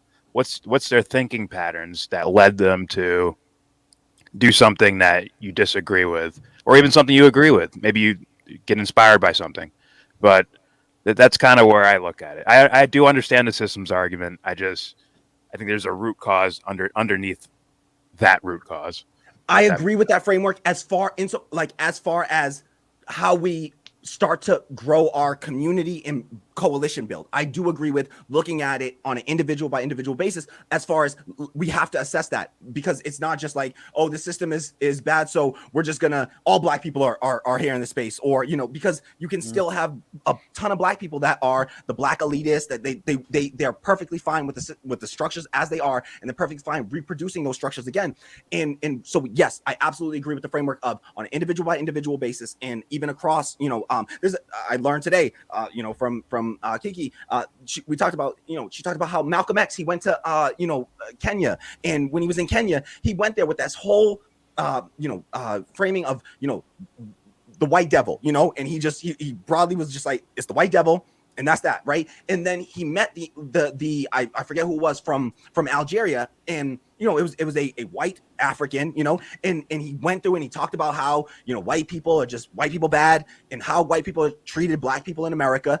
And when he was done explaining all that, this, you know, Algerian, you know, leader, he asked Malcolm X, he was like, okay, cool, I agree, but what about me? You know, like he was like I'm not about that shit. I'm not here to oppress any black person. Yeah. I'm in community with. I wanna help liberate. You know, in all that. And so, and Malcolm X began to change his narrative around that, because that made him realize, okay, you know what? And because Kiki, she also said, like, he started to separate white man adjective from, you know, like white man, you know, as they exist in a certain space or place. And so, yes, I agree. Individual by individual is how we have to start to look at it as we coalition build and start to build up our community. The one thing that we cannot lose sight of structures, because structures are the things we put in place. They're the machines that keep on churning out. Like, they're the functions that you get your input and the output out of these machines. And you know, it's if the machine is just fully garbage, it's like you can put a great person into that machine, it's going to produce garbage on the other side. And so you can take the nicest, best person and you put them in a system of having power over another person. And I don't care who they are. We've seen it in every case where somebody has power over another person. They then start to abuse those powers, right? That is part of human nature. So we have to make sure that we don't recreate those same systems, and we structure ourselves in a way that doesn't allow one person to dominate over another. And in that sense, I think that we cannot lose sight of systems, and we have to be, you know, very challenging to, I think it was Michael Brooks who was quoting somebody else who said, we should be kind to individuals, but ruthless to systems. And I think that that's how we gotta frame shit. So I want to start by, I'll ask this question to Yelbro first, and then anyone else can jump in. But how much of it is it a problem that there are gatekeepers on the left, where if they talk about something, then it trickles down to smaller content creators, and then they start talking about it, and sometimes they may adopt some of the points that these bigger content creators make, or philosophers like. Or authors like Noam Chomsky. How much of it is it a problem on the left that we see? Do you think that there's too much influence from these bigger content creators, where there are some people that become sycophantic? Is this always going to be a problem? What's your take? It's a problem outside of the left or any type of. It's outside of politics. It's a kid to a parent right now. So it's just a people problem. Oh, yes. That is where that problem resides, of where you get into these things of team playing and fanboying and like that shit.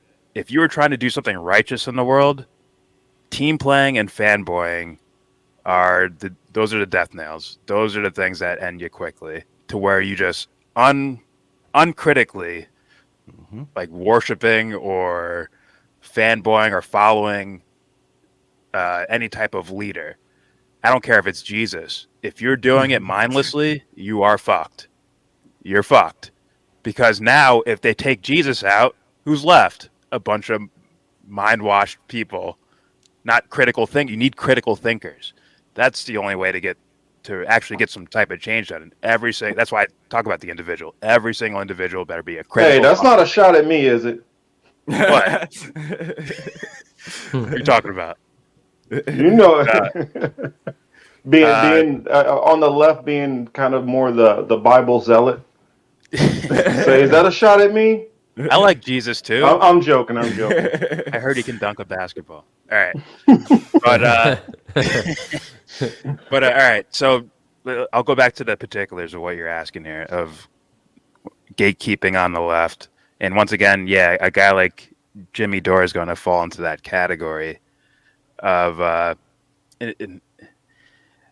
my God, is it a problem? And what would be a bigger problem is if the guy, Jimmy Dore in particular, recognizes it and goes with it without saying, let me challenge my audience. Let me challenge my audience, make sure they're not just like, wherever I go, they just follow. Like, you do not want that because I think Jimmy means well. I think he means he wants to make things better, but his strategy of it is just gathering as many people as he can to like his type of platform or people like him, and then that will be the thing that we need to all rally together, and then like that'll be it. And it's like, no, you need some thinkers around you. You need some thinkers that are watching you. You need some thinkers that are going to give you pushback. You need all those things. You can't dismiss them, and you can't ignore them. And this guy, basically, right. He did this whole focus on TYT, but nothing for a guy like Tim Pool or Steven Crowder, who are also in the millions of subscribers, right? In fact, they have more viewers than he does, but he gives no notice of those guys. But to the TYTs of the world, he puts all his fucking attention on them. And it's like, is that because you want to replace them? Or you want to be the bigger dog of the left? Or what? It's supposed to be bigger than that. It's supposed to step outside of politics. It's supposed to be in your heart righteousness. That's the thing that's supposed to win, not you dominating TYT. I have more to say, but I'll let someone else go. Yeah, go ahead. Anyone else? I haven't heard Dontel talk for a while, so Yeah, I'll let him jump in, Dontel. 'cause I got a lot go of ahead, things to Dontel. say about About the gatekeepers, I think it's a bigger issue when the gatekeepers on the left are telling people not to go a certain way. I don't think, because of course when you have a bigger channel, more people are watching your content, and so when you cover a topic, it's going to become popular. So I don't think that's really, I don't even know how you can even control that. I think anybody, frankly, you had 1 million subscribers, Jordan, Marcus, any of you had 1 million subscribers. If you were making content, people are going to make content about the content you were making. So I do think, but I don't think that it's like he controls all the content on the left. There are plenty of people who make great content. If Jimmy Dore stopped making content, the left independent media wouldn't evaporate. The shows would continue. He's gone on vacation before, so I do think he has a lot of say or a lot of sway, but I don't think it's like complete where nobody like can think for themselves. Franco, Yeah, but is he aware of Combo it? Couch, is he aware of it? I'm not in his head. Is Jimmy aware of that he has an influence like this, and yet he's pointing them at Rachel Maddow, Chris Hayes, and TYT, which he's been doing for years. The same people over and over again. Is he aware that he has influence and that he's still pointing them in the same direction? I think he hasn't evolved. Good question. I can't. I was just gonna I say. can't speak to Yeah, just finish up. Don't what's tell. in Jimmy's My head, bad. so sorry. I can't Sorry, really man. answer that question. I was just gonna say. At one I point, it can was speak probably. for myself. Sorry. I know. Let me just say, I know I'll never do I don't do videos on Tim Pool. I don't do videos on like Ben Shapiro, because I don't really see much value in that. Because if I'm going to do a video on TYT, it's because I know for a fact there are plenty of people who okay, my internet was disconnected. I know there's plenty of people who agree with me on policy and agree with me on goals, and they're just being misdirected and thinking what TYT says about, oh yeah, let's go vote for Democrats. They think that's the solution. So when I make a video, and like I said, I'm not doing videos on Ben Shapiro because I have nothing like, yeah, if people in this audience come across my content, that'd be great, and they'd but it's just I think there's a lot of utility in finding people who agree with you, but they're just putting their direction in the wrong area. So if we have a lot of people who agree on single payer, we need healthcare in this country. We need to get rid of the police state. If we have a bunch of people who agree on legalizing marijuana, but they're directing their energy in completely useless ways. I want to point that out because I want them to see that's fucking useless, and you should engage in something more productive. So that's where most of my media commentary is on left content creators, and it's because of that reason. So I can't speak to Jimmy Dore, and I have no idea what his influence, like what his reasoning is, or anything like that. But as for me, when I make content like that, it's because I think that's valuable. I think that if there's the point about being like the stand is about like him he has almost 1 million subscribers, so like when he makes content, other people are going to make content about that. Oh yeah, but I'm pretty sure he has to be aware that him and a Tim Pool have more of a crossover than him and TYD as far as audience members go.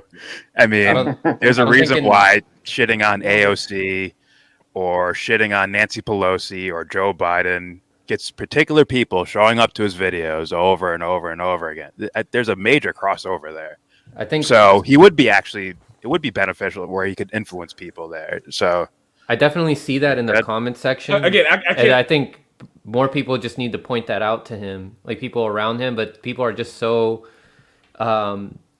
they're so focused in the circle that they're in.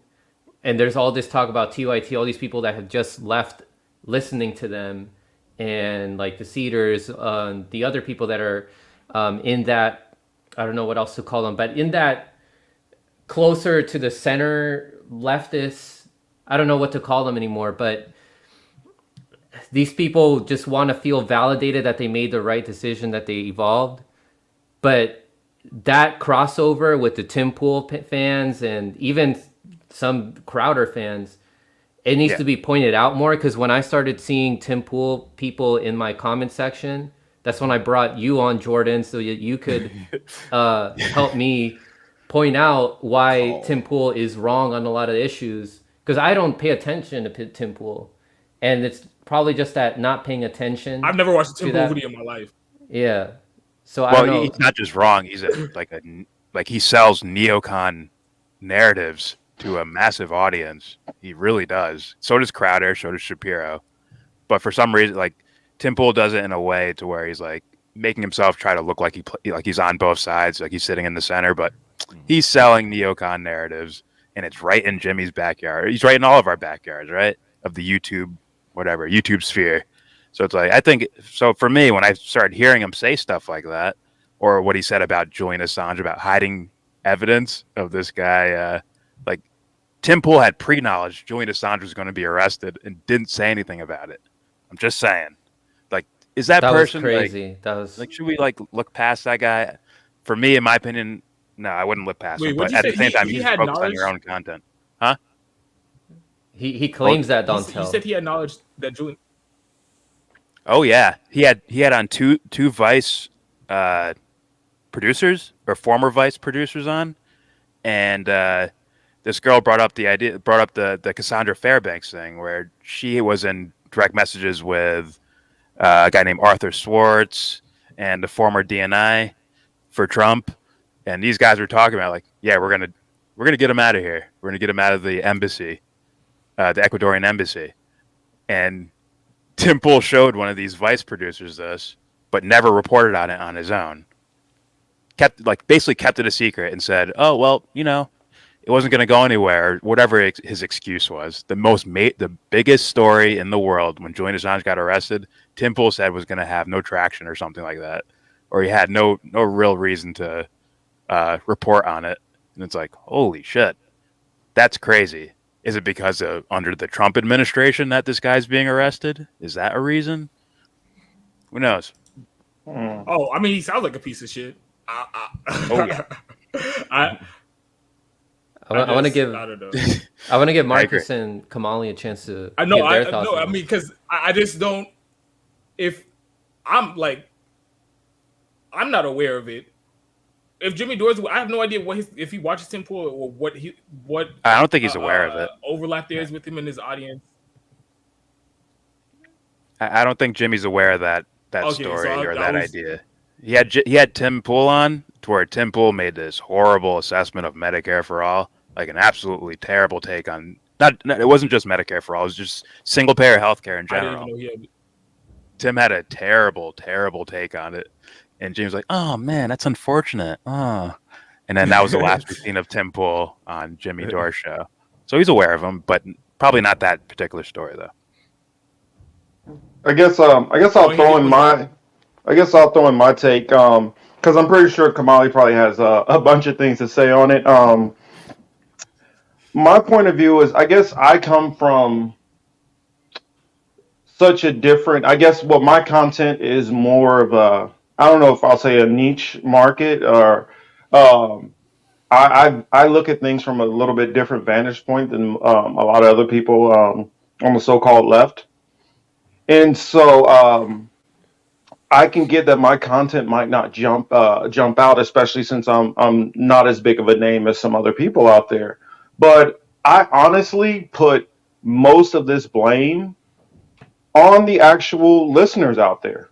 Yeah. I mean, I'm sorry to say it, and I'm sorry to call you guys out, but for all you so-called leftists out there, socialists, communists, whatever you want to call yourself, because a lot of you all, and I don't care if you guys beat me up about it in the comment section, but because a lot of you guys are lazy and will just go to Jimmy Dores, just go to Tim Pool, just go to XYZ, whoever, and you don't take the time to research other nuanced positions and try to hear what anybody else is saying out there, you keep staying in these echo chambers and these bubbles.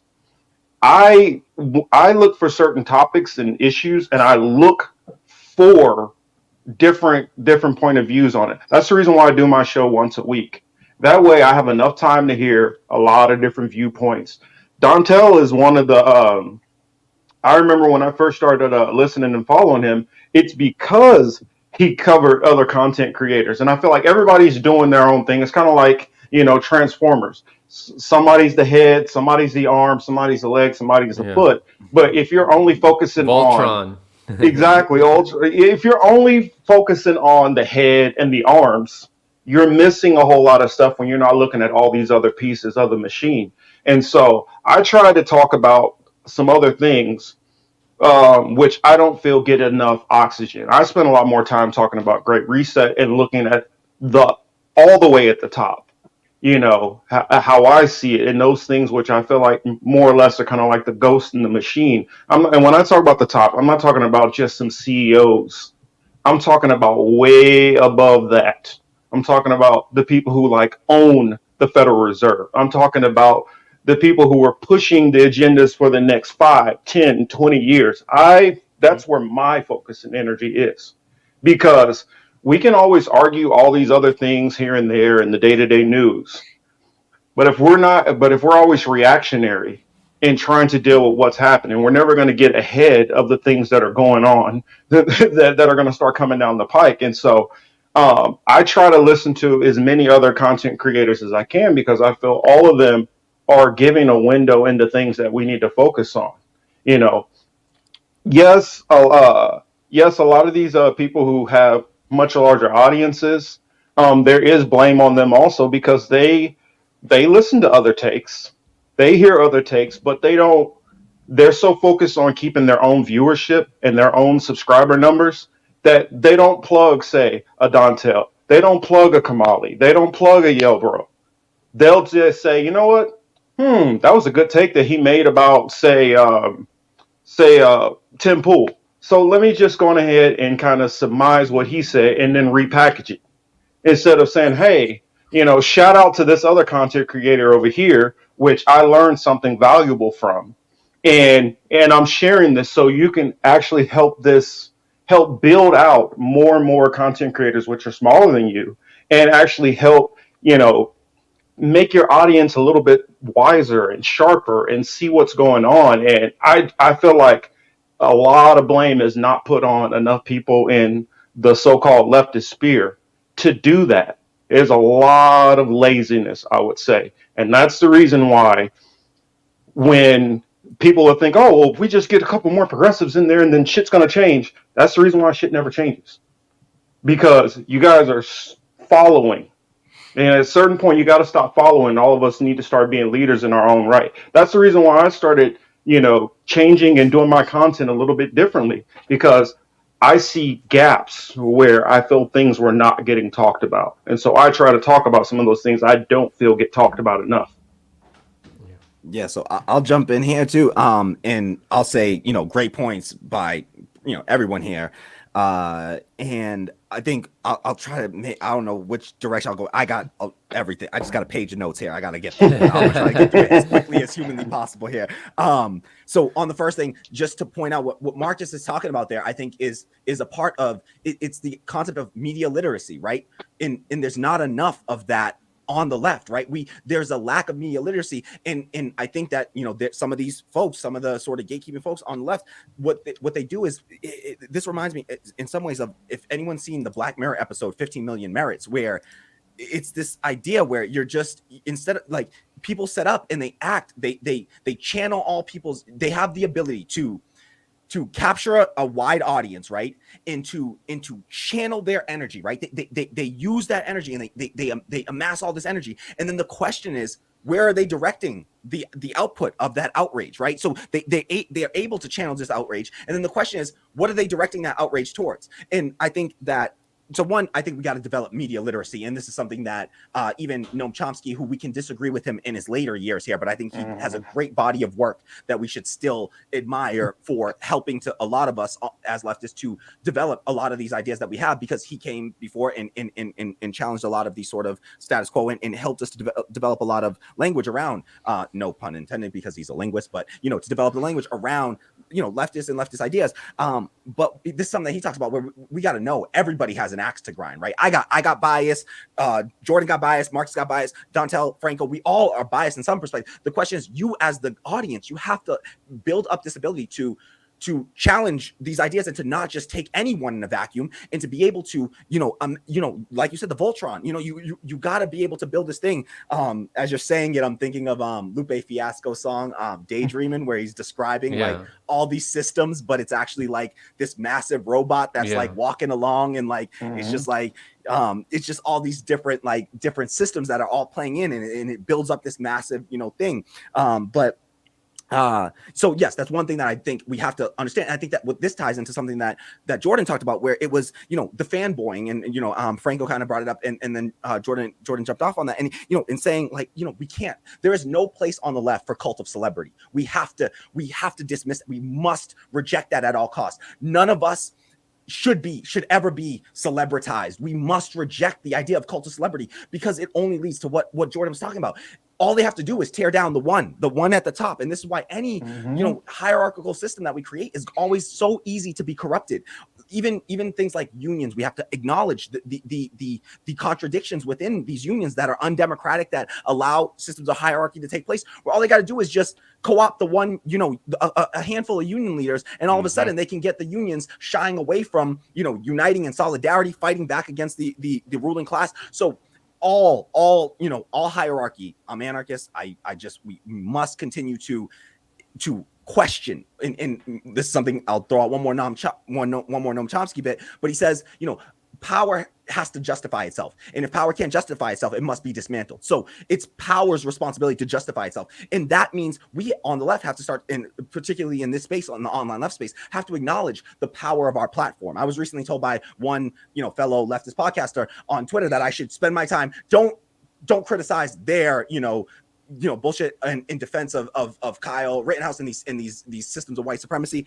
Don't challenge that, because I should focus on the real people with the power, as if we don't also have some power, the power of our platforms, right? And that is a responsibility that we must acknowledge, and must start to think about, what are we doing with the power that we have? What are we doing with it? One, we have to make sure that we're not just trying to become celebrities ourselves. This is what the 15 Million Merits episode of Black Mirror is about. Essentially, is Daniel Kaluuya stars in it, and it's that they got these dominating sort of totalitarian system where everybody's sort of on a Dancing with the Stars or whatever, America's Next, like American Idol type thing, where we're all just sort of working under the structure, and then you got one person, Daniel Kaluuya, that seems to rise up against this, and he has this outrage, and he's talking this big game of revolution. And what do? They turn around and they give him a show on the network, you know, and all he does is he goes on every day and he's got this piece of glass because he was really serious when he started it. He was holding a glass to his throat and saying, I'm gonna, you know, I'll end my life right here on you know, in front of this whole network.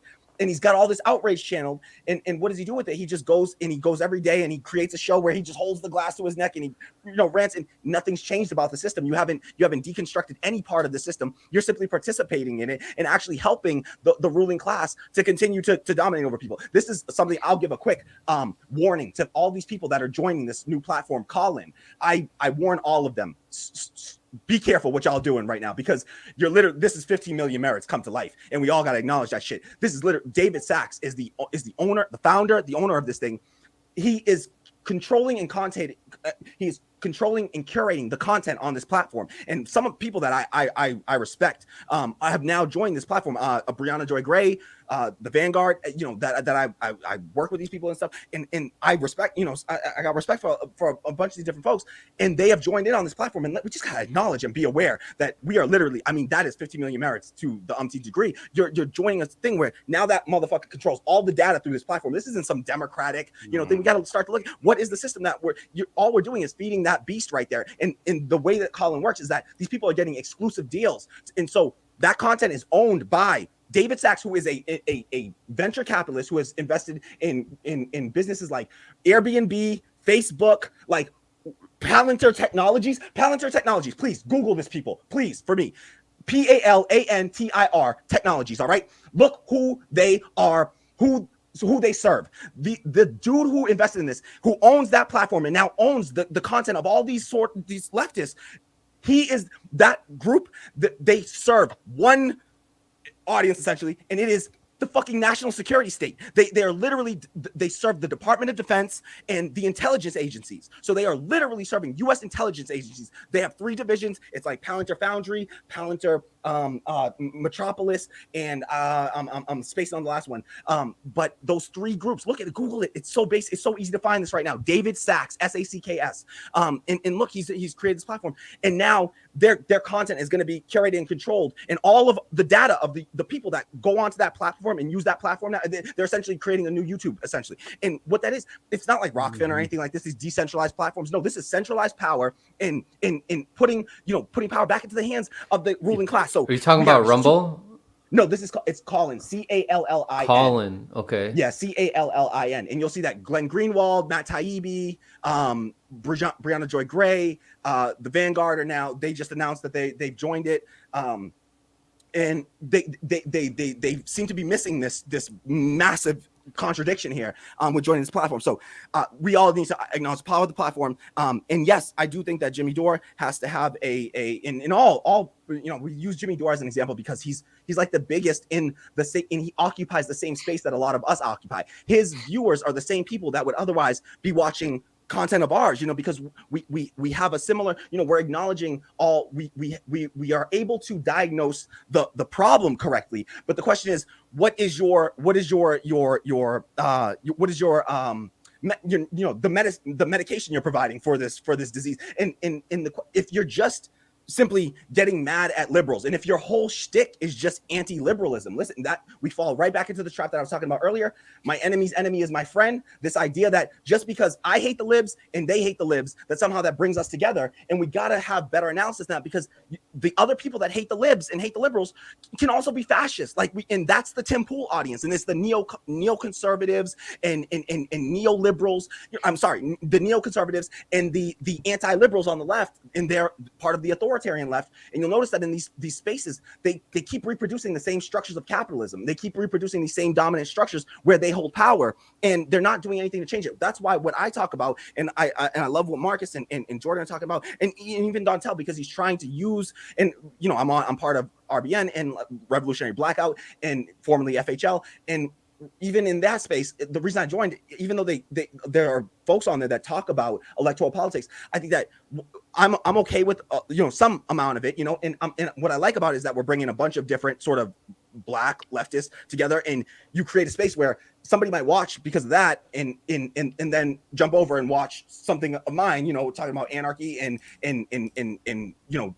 worker cooperatives and building collective economies and building dual power. And so we are trying, I think that creates a space for an actual, like, what they call, like, the funnel and funneling people through. What I fear is that it's not a funnel effect and people get stuck there, and because of the cult of celebrity, they focus on this. And I've had it happen. I had my own channel for a while, Radical Democracy Show, and I would make videos, and I swear, if I made a video about some real ass shit that was like, I did one video where I was like, it was critiquing Killer Mike, Mike Render, who came out and he essentially created a black bank, and I was like, listen, black capitalism is not going to save us. And I gave all kinds of historical examples, and I brought in videos of Fred Hampton. I interviewed people like abolitionist, activist, Awkward, rapper abolitionist. I interviewed him.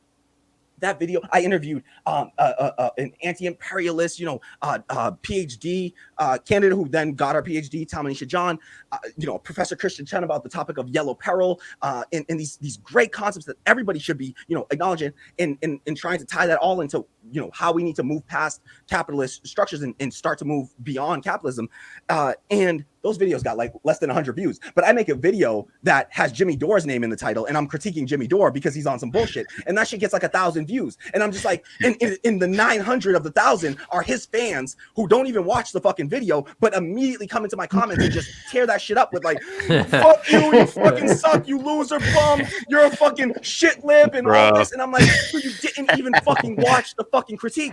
And so that we have to acknowledge that is a part of the sort of gatekeeping and having to be aware of your platform and making sure that whatever you're talking about, you got to be, your analysis has to move people beyond the same fucking systems. And so if all you're doing is, listen, you can talk about electoralism and critique electoral politics in a way that starts to move people beyond those things, because we can't just keep on saying electoral politics is bullshit and there's no hope there or whatever, and then all we talk about is just more electoral politics while in the spaces that we have power over, we're not doing anything to change the structures. Like, listen, why are we not all, as on the left, talking about building one cooperative? We need to have cooperative businesses. We can't be creating hierarchical structures where there's still a guy a guy or woman at the top who is controlling all the things, and they have the power to just fire some unnamed producer because they put up some bad content or whatever, and blame it on them and then fire somebody. Like, that's not, we can't accept that. Like, that, we don't want that in some big corporation. We don't want that in our spaces either.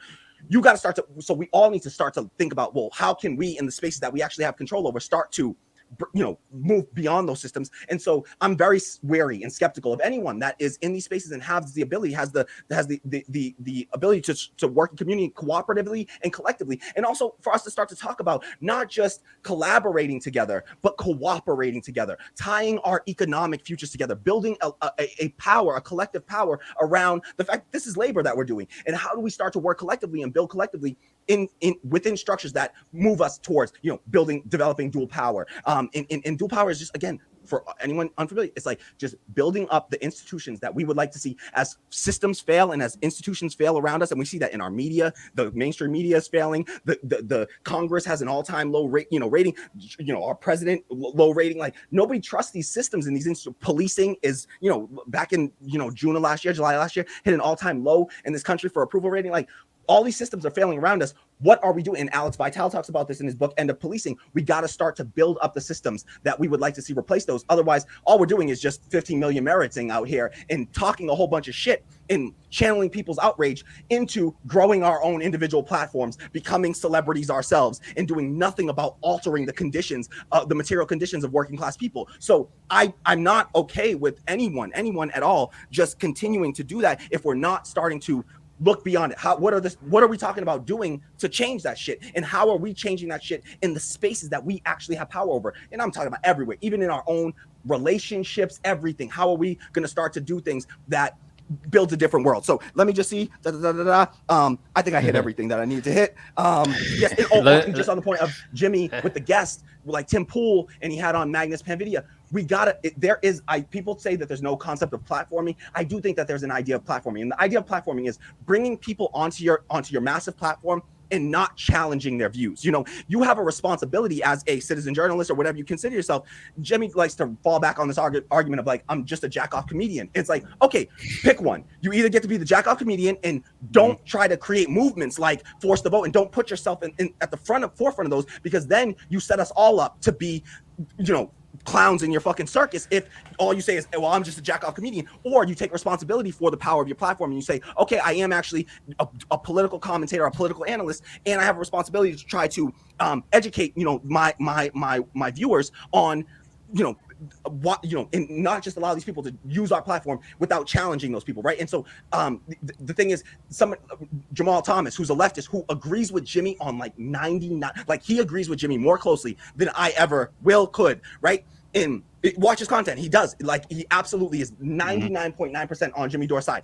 Jimmy brought him on to a show, and he talks about except for COVID stuff. He's lost his fucking mind on COVID.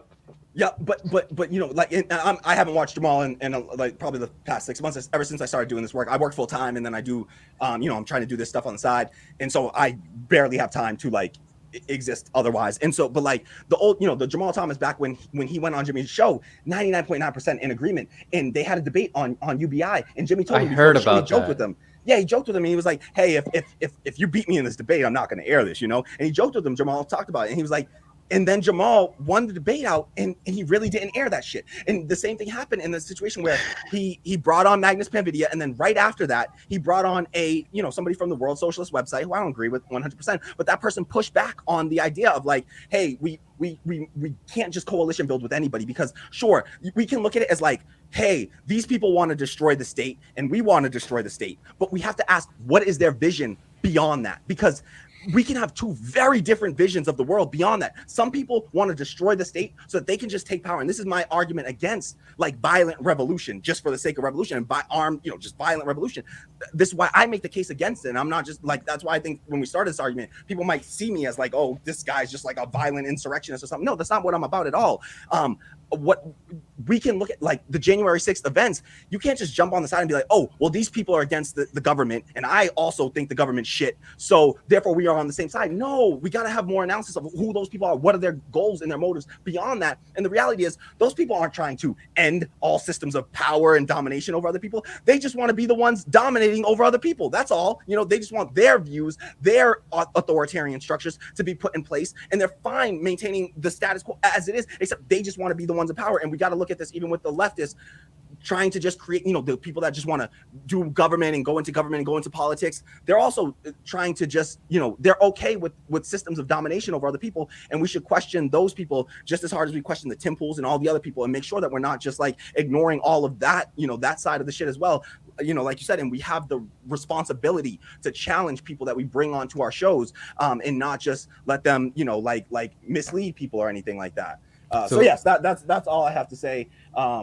I just want to make. I guess on that, I'll also mention just Franco. I recently watched you had on Shadow Band Refugee on, and he talked a whole bunch of shit about the General Strike Summit, and I would be glad to be brought back on with him to challenge all of the shit that he said. I would love to have that. Yeah, I would love to have both you guys on, because his whole economic analysis was just so dead wrong, and I want to correct that, because I think that we need to correct these things on the left. Sorry, I talked too long. I think I talked so long. I want to say one. Calling me to tell me, shut the fuck up, Kamali. You're talking too much. Literally.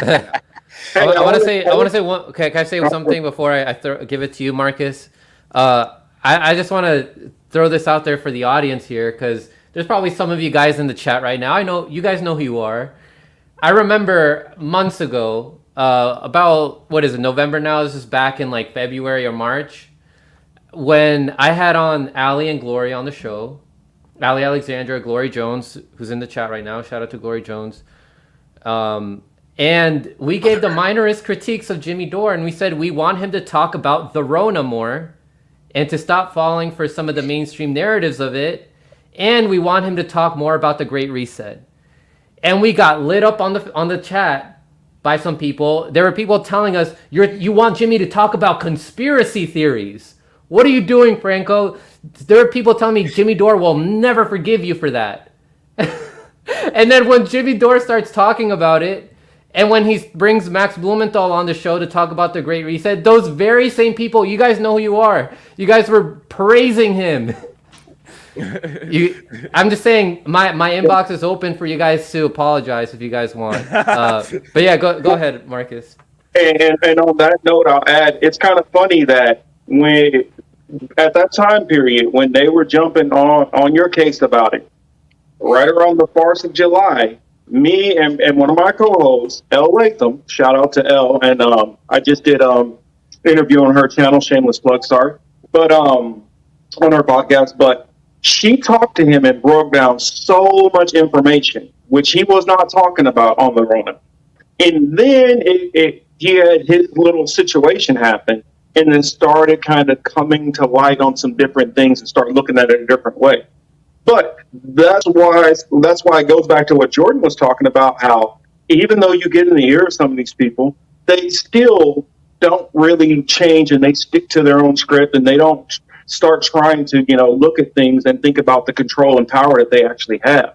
That can be used as a major pushback on some of this censorship that we're all getting on that topic and directly. My pushback that I'll say slightly, which I agree with Kamali on so much of what he said. I have a different analysis on things, and my platform, we don't try to focus on what we can do to solve any things, because I like, and we can peacefully debate this another time, but I believe that the powers that be have game planned this shit so far ahead that most of the stuff that most people are talking about is just trying to catch up to what, like a lot of these strikes and protests and all that. Once they get a lot of this, the signaling issues worked out with a lot of the tech stuff that they want to do, tech solutions as far as bringing in more of these robotics and stuff like that, a lot of the strike stuff is going to be dead. So there are so many ways where I look at it as just a matter of, if we can get this information out, well, that's my goal, to get the information out, then maybe other people who do have solutions can come up with those solutions. I don't see myself, or I don't see the solutions from my vantage point, what can be done to fight such a massive system that has already so much power, control, and so much far more organized than we all are. It might feel good to talk about solutions and what we think we can do, and we just get rid of capitalism, and we do this and then we do that. But it's one thing saying it, it's another thing actually doing it. And so my point of view is, I just try to educate my audience as much as possible. They educate me also on a lot of things. And my vantage point is just that we are fighting already a losing battle. I hate to be negative, but we're fighting a losing battle. But if other people can show me where, hey, there are more optimistic lanes to go through, that we have, ways that we can fight and push back against this, then I'm all ears. I just see it that they game planned this stuff so far ahead, and now we're finally just waking up. It's kind of like somebody broke into your house. They've already got the TV, they already got your laptop, they got your computer, they got your cell phone, they already got all this stuff loaded up into the van. And we're starting to open our eyes as they're starting to walk out the door. Five of the suspects is already in the car, and we're grabbing at the boot of the last guy. And that's where I see us in this whole grand scheme of everything. They're already so far ahead of us on this that it's hard for me to be optimistic about all of these different programs of how to fight back and push back against it. Even when we talk about, building up our own communities. Well, me being big on history, and that being one of my main subjects and topics, look at every time we did build up a Black community. What happened to those said communities? We can look at Harlem. We can look at what happened in Cleveland. We can look at the more famous ones like Tulsa, Oklahoma, or Greenville, Oklahoma. We can look at Rosewood. Every time we build up these separate communities, because there's such an infrastructure built up against us having those communities, they're always able to be destroyed easily. And so until there's some kind of way to push back against some of these internal systems, we're always going to fall right back into some of those pitfalls. Because, like I said, they've game planned this so far out, and it kept people so asleep for so long that a lot of people, where they think, oh, well, we just do this. Well, yeah, you do that. They've already thought of that. Like people thought, well, we just get more people in there, get more AOCs and all that. They're easy to be flipped. They're easily controlled. Once we try to do this, there's another law that they'll put into place that like people say, oh, well, let's just go third party. Well, then you go into other states and they say, well, third party needs to raise this amount of money and do this and do X and Y and Z and do all these other things. There's just so much control. I mean, think about it. What was it?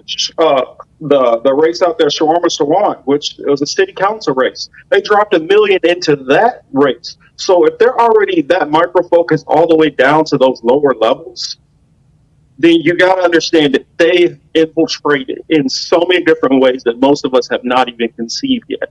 That's what I'll say. But I mean, if there's ways and there's solutions, I applaud everybody, and I'm willing to jump on board with those solutions. I'm just saying that we have to be cognizant of how far ahead they are in this game plan. Hang on, come on. I want to hear y'all bros take real quick. The other guys jump in first, but I got a response to. I promise I will come back and respond to that with some hope for everybody. Okay. In response to that, but I'll let these other guys jump in. All right, go ahead, Jordan, and then Dontel. Yeah, it is a daunting fucking mountain that has to be climbed, and I might even be more more jaded about it than maybe even you are, Marcus. Like, I'm looking at it and I'm just like, fuck, they're not even like, most people are not even primed to hear the information in the first place. I'm pretty sure that all of us here have suffered some sort of tragedy in life, and it led us to want to try to make the world better. Like, that's why we're here.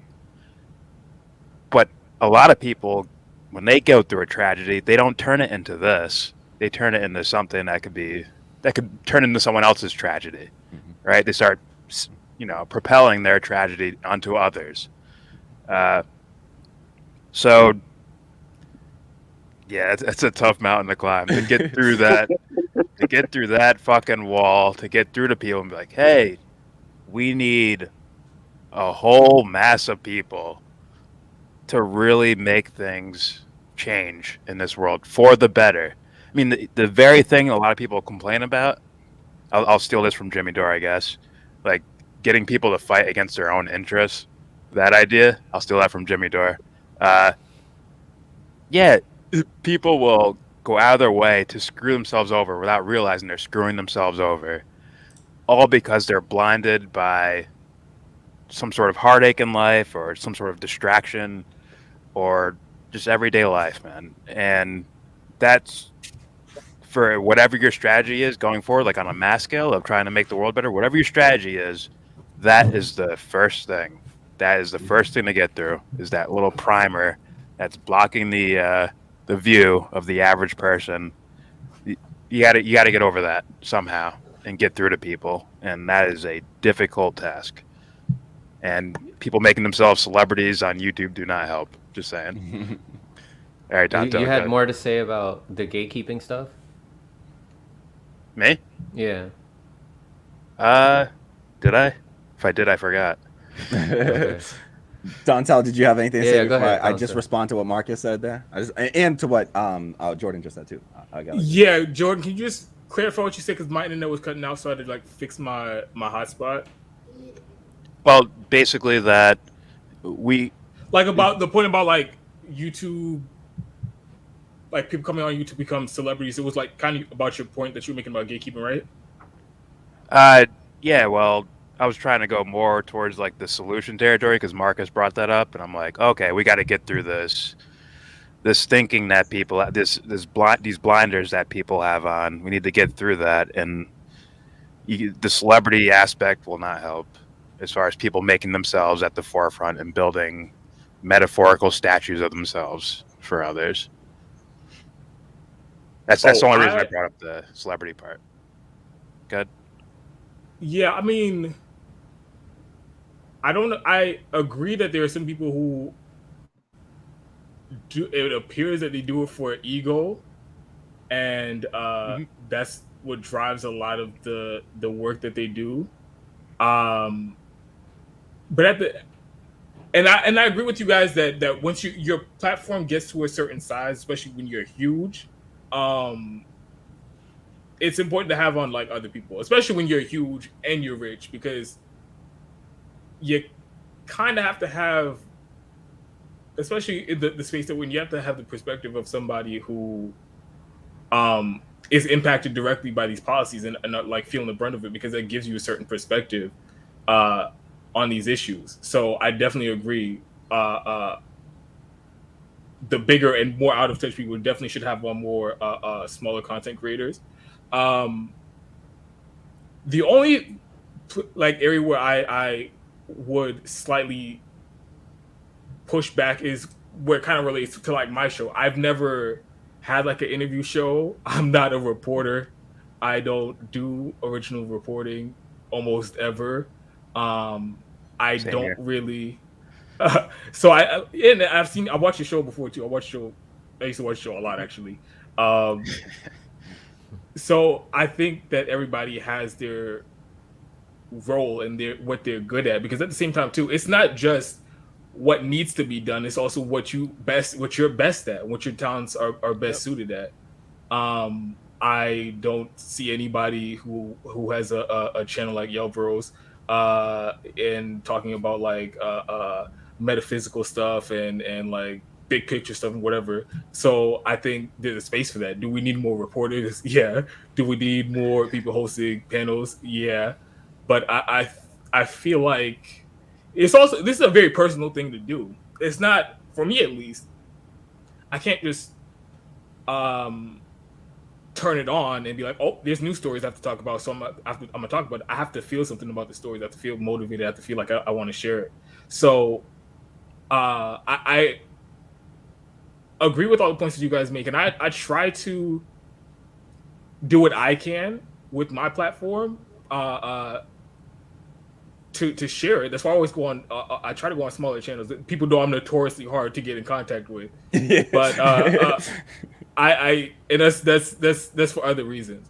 But I do try to reach out to other channels, and when they reach out to, especially if you do it multiple times. If you do it multiple times, then I keep seeing you. I think that's how I got Franco first got me on his show. He DM'd me a couple times. So I like I said, I agree with what you guys are saying, that there needs to be more space given to smaller content creators. Let me just say something. It's less so about someone maybe like working in a particular niche. It's less about that for me, at least. I think it's more about like how you're going about it. If, once again, to bring up Jimmy Dore, if you're a guy who's claiming to like, oh, I'm covering the political stories that the mainstream won't cover, but what you're covering is like, 80,000 hours spent on Nancy Pelosi.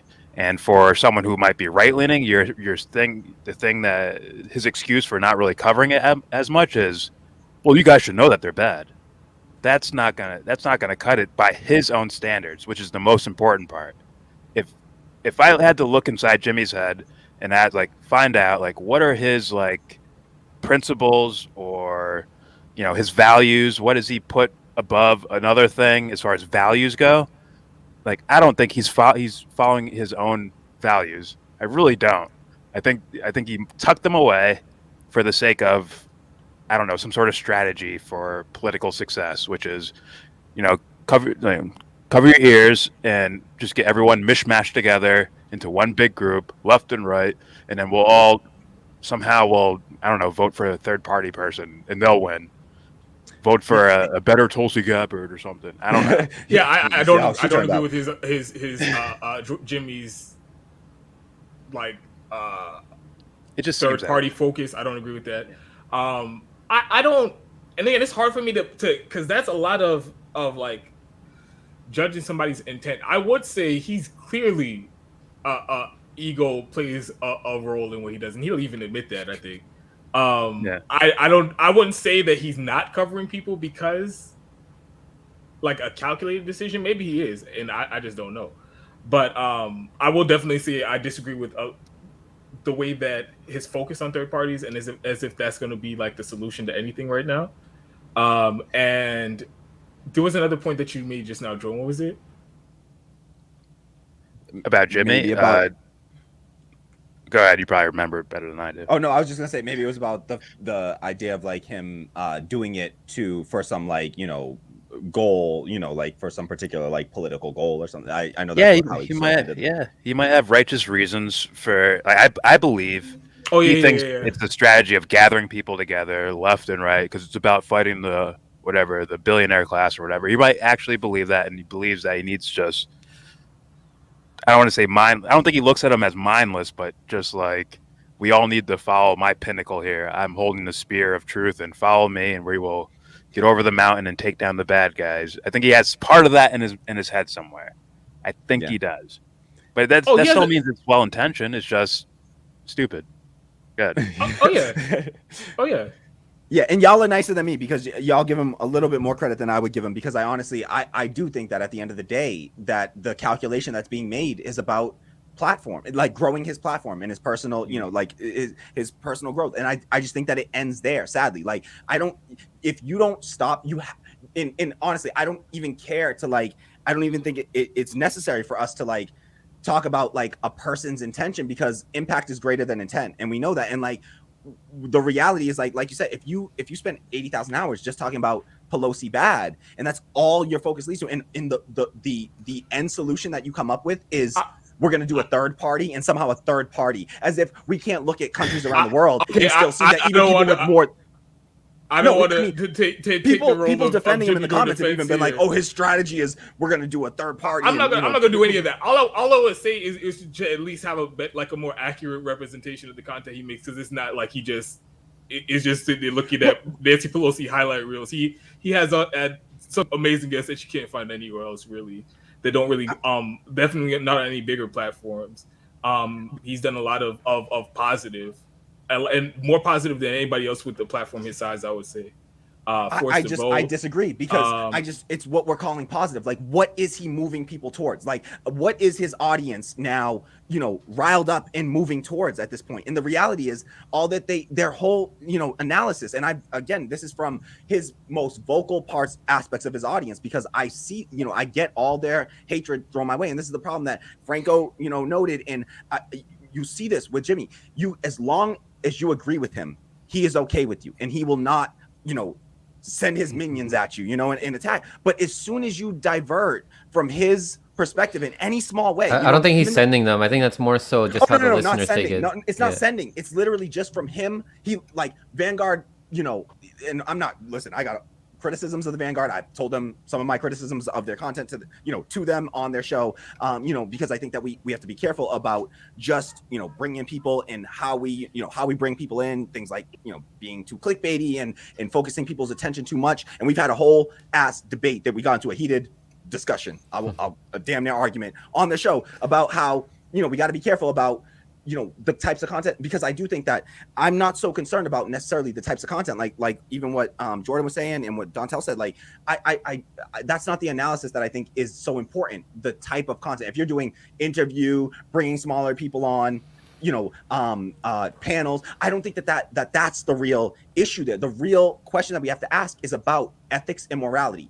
What is your synthesis? What are you got your thesis, What's your synthesis? What are you trying to move people towards? And if all it is just channeling people's anger to be angry at the liberals, then what you do is you just open up the space. And part of the reason that I don't think Jimmy challenges these things and doesn't do any kind of introspection is because it's good for his platform. And he knows that when you start to challenge these things and start to move beyond that and start to question your own, and say things like, hey, we got to question the audience sometimes and their media literacy and these things that are hard to say because, it doesn't gain you a lot more viewers. And I see this in every space that I've seen on the left, people having to second guess themselves based on, I don't want to alienate my viewers in this way. And it's like, listen, if all of our thoughts are just about growth and just growing for the sake of growing, then we're doing a disservice to the people that we're claiming to serve. And so I think that it's honestly like, my concern is not about the content or the types of content that's being created. It's about what is his final goal. And my thing is, he's not putting people in any kind of mindset or movement towards, liberating themselves beyond this. It's all about just hate the libs, you know, and the shit libs. And he does this whole thing where he gets angry and people see his anger as righteous. But then if I, you know, when I express anger, like I got people in my comments every time, and maybe this is just because black folks or whatever the fuck, but every time I get upset about some real shit that's like going on in the world, people are like, calm down, Kamali, slow down. I got people in the comments right now like, dude, chill, ease off the Adderall and shit. And it's like, yo, Jimmy does the same shit, but just like, you know, gets all angry about, you know, the same shit every day, and people don't question that because they like him, and he you know, they've accepted him as sort of their celebrity, and now they're reproducing those same structures. So on that, I think it's all about ethics, morality. What is it you're synthesizing? What are you moving towards? And if it's just you know, reproducing the same structures, we got to move beyond that. You got to have a better analysis. And so I do think that is important. What we see as the goals, even if somebody like Marcus says that the content that he's creating, he's not talking about solutions per se. I think that his analysis is still about trying to highlight contradictions within these structures, and that is important work that we must do. And then and it helps to move people along. The thing I want to say is like to respond to what Marcus's point, which was where I wanted to jump in, was you know, there's the feeling, and Jordan expressed as well, this feeling that, and yes, I talk fast, people, because I got a lot to fucking say, and I got to fit it into a small amount of time here, and I'm not trying to keep you here for like two more hours, so I'm talking a little fast.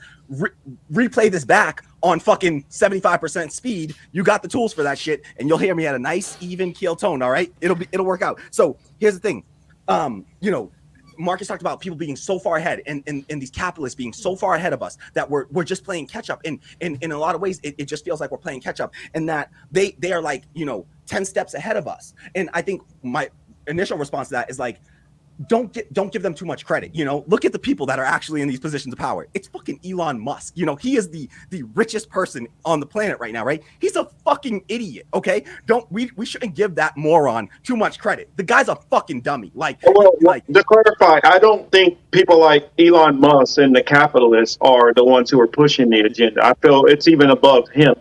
He's just a mouthpiece for these people. And I get what you're saying, but I just think that the people that are elevated into, you know, the most successful, the highest echelons of a capitalist society are not the people that are necessarily the smartest. They're the people, the way that the system rewards people is by being more willing to exploit others. So success under a capitalist system is truly just a measure of your willingness to exploit other human beings. And so I don't think that necessarily makes you smarter. It just makes you more evil in this way of just like, you don't fucking care about, you know, humanity and human life. And that's why you see these people that are like the Elon Musk and the Jeff Bezos of the world. Look what they're trying to do. They're all trying to like build spaceships and go into fucking outer space. Why? Because they're like, we're just gonna destroy this fucking planet right here, and we'll blast off into space and leave you, the rest of y'all motherfuckers, to, you know, figure out what the fuck to do with this burning planet. But so I you know, let's not give them too much credit. And also, you know, the reality is that all these systems that come before us, every economic system, it has been born, it has existed for a while, it has grown, it has plateaued, and then it has declined and been been replaced by another system. So no economic system that we've seen so far that has ever existed eternally, right? We went from a system of, you know, monarchy dominating all over the world. Every place that people knew of was dominated by monarchies, except for, let's be real, indigenous spaces that were very, very anarchic in their structures. You can read the People's History of America by Howard Zinn. He talks about the Arawaks that were in Hispaniola, that would later become Haiti and Dominican Republic. I mean, you look at indigenous African tribes, they had systems of anarchy and, you know, not just no structure and everybody doing whatever the fuck they want, but no power, no domination over another person. And they were able to exist like that peacefully amongst themselves until Western, you know, colonizers came in and, you know, civilized the savages, who were literally just living in peace amongst themselves and without these things like that we consider human nature now, like greed and shit. They were living without those things. So every system, every economic system has existed for some time, and at all of those spaces, I'm sure that those people felt the same feeling that Marcus and Jordan expressed, of that it feels almost hopeless. We were born into the system. We've seen it dominate all over the world, and it can often feel like we're hopeless. We're never going to be able to supplant that. But the reality is that under all of those systems, new systems were able to be born in the same way. Marcus pointed out that Tulsa and Harlem, they tried something and they were destroyed. But that same thing happened to capitalism. When we were existing under feudalist systems, right? All over the world, there was lords and serfs. and they had supplanted the monarchies, the kings and queens, right? And for as dominating over the majority of the system. And so we had lords and serfs, and they were dominating everywhere in the world. And what happened? People tried these little capitalist experiments all over the world, right? And people tried to build. And what in some spaces, those the lords, they came in and they crushed those attempts, right? And in some, many were crushed, right?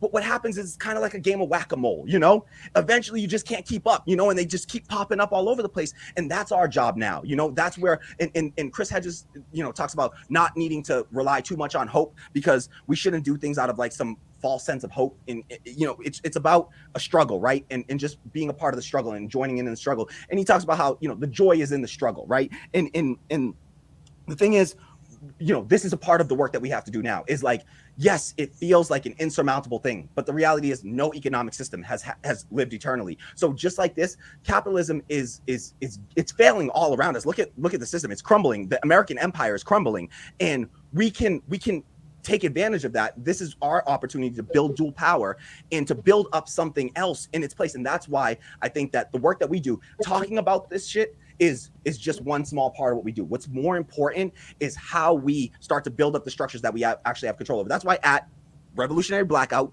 we are developing our business structure as a democratic worker cooperative run by democratic consensus, right? Not even majoritarian democracy. We need to start to move past. Right now, we live in a system of minoritarian democracy, representative democracy, where a handful of people have all this power, and we think that we elect these people, and they go to represent us. And what would you find?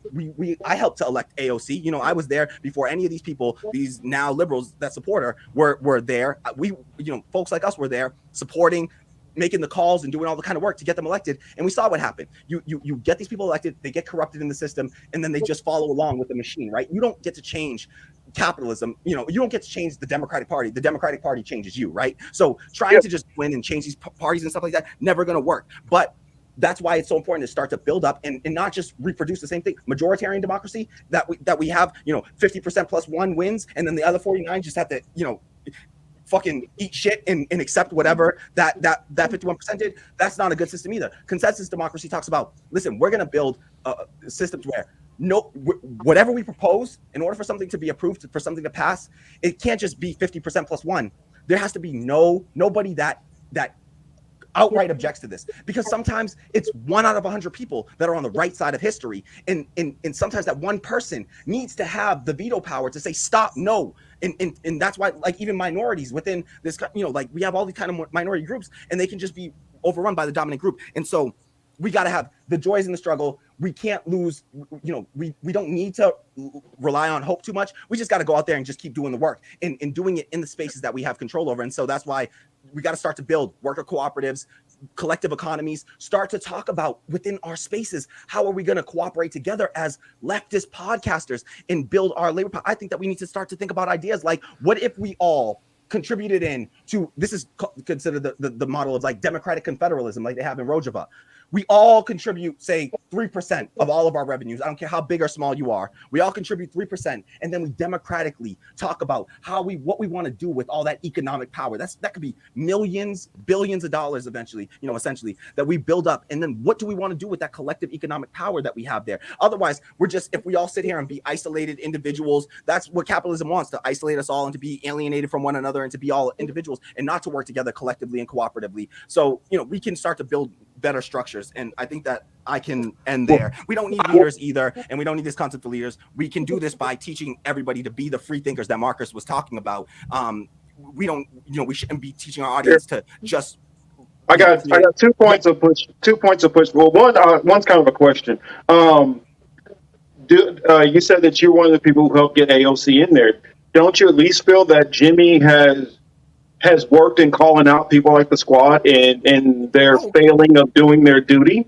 Because if nobody else, TYT's definitely not doing it, and then they were basically the spearheads of the left for the most part. Now, I like to put some kind of nuance in there. If I believe that capitalism was in control, and if I believe that feudalism was destroyed and monarchies were destroyed, then I would agree with your premise. But I don't believe that. I believe that the same people who have controlled these monarchies and control these different systems of government still control these same very systems. All they're doing is controlling it from a different mechanism. And instead, this time they say, well, we'll give them the illusion of choice and we will let them feel like they can do a certain amount. And so in your small certain communities, you can work on co-ops, you can work on communism, you can do whatever you want. But once you get over a certain level, that's when they say, no, no, no, no. All right, shut them down or else co-opt them. You know, either take them over, just like I felt like what happened with Black Lives Matter. So Black Lives Matter, because I used to be a protester with Black Lives Matter when I was living in Florida. I was protesting for Trayvon Martin, and I was down there protesting with Jordan Davis while I was living in Jacksonville. It literally happened maybe 10 minutes from where I live, the Jordan Davis thing. And then I noticed that as big interests got involved, they start taking over and redirecting Black Lives Matter in a whole different direction. I'm not saying that they don't still focus on some of those issues, but it starts getting watered down, and it starts getting towards what MLK was saying towards the end when he started switching his approach, where he started saying, you know, I feel like I'm running my people into a burning building, because it's not the KKK clanner, as he said. It's the, sorry to say it this way, but the white liberal, the white moderate.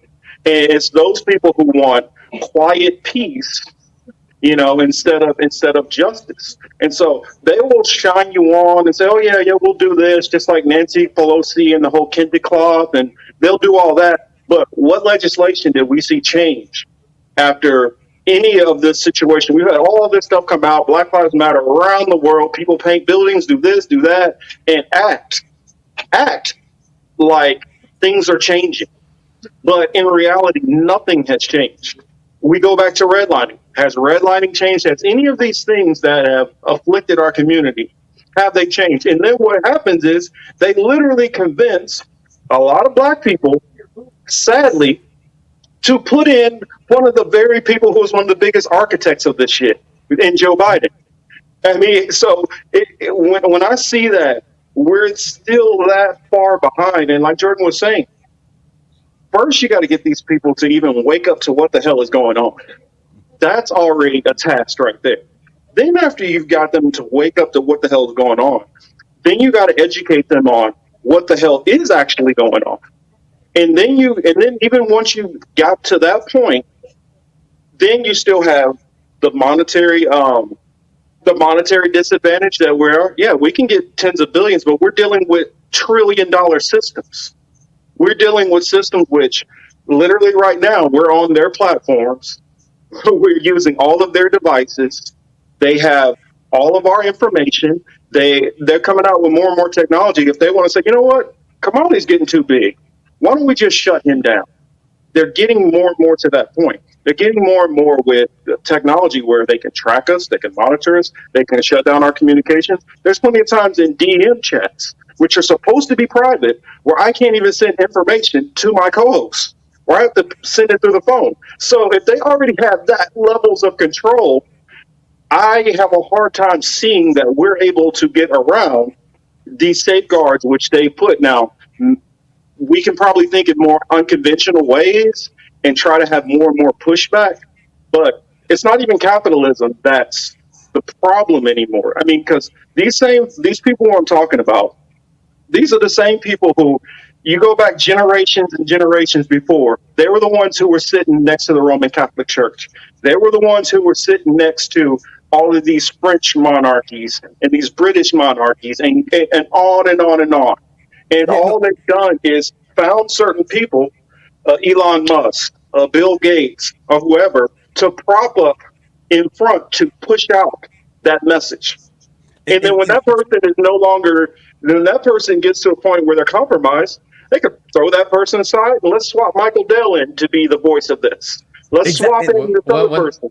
Well, 1 second, Kamali. I want to let Jordan get his thoughts in. Jordan, jump in. Now let them keep going. I was going to write something down. No, that's the gist of what I'm saying. These people. Let me just quickly respond. Yeah, so the people who we're fighting against, they're so high up on this chain of controlling stuff, we don't even have actual names to be able to point at who the real big club is.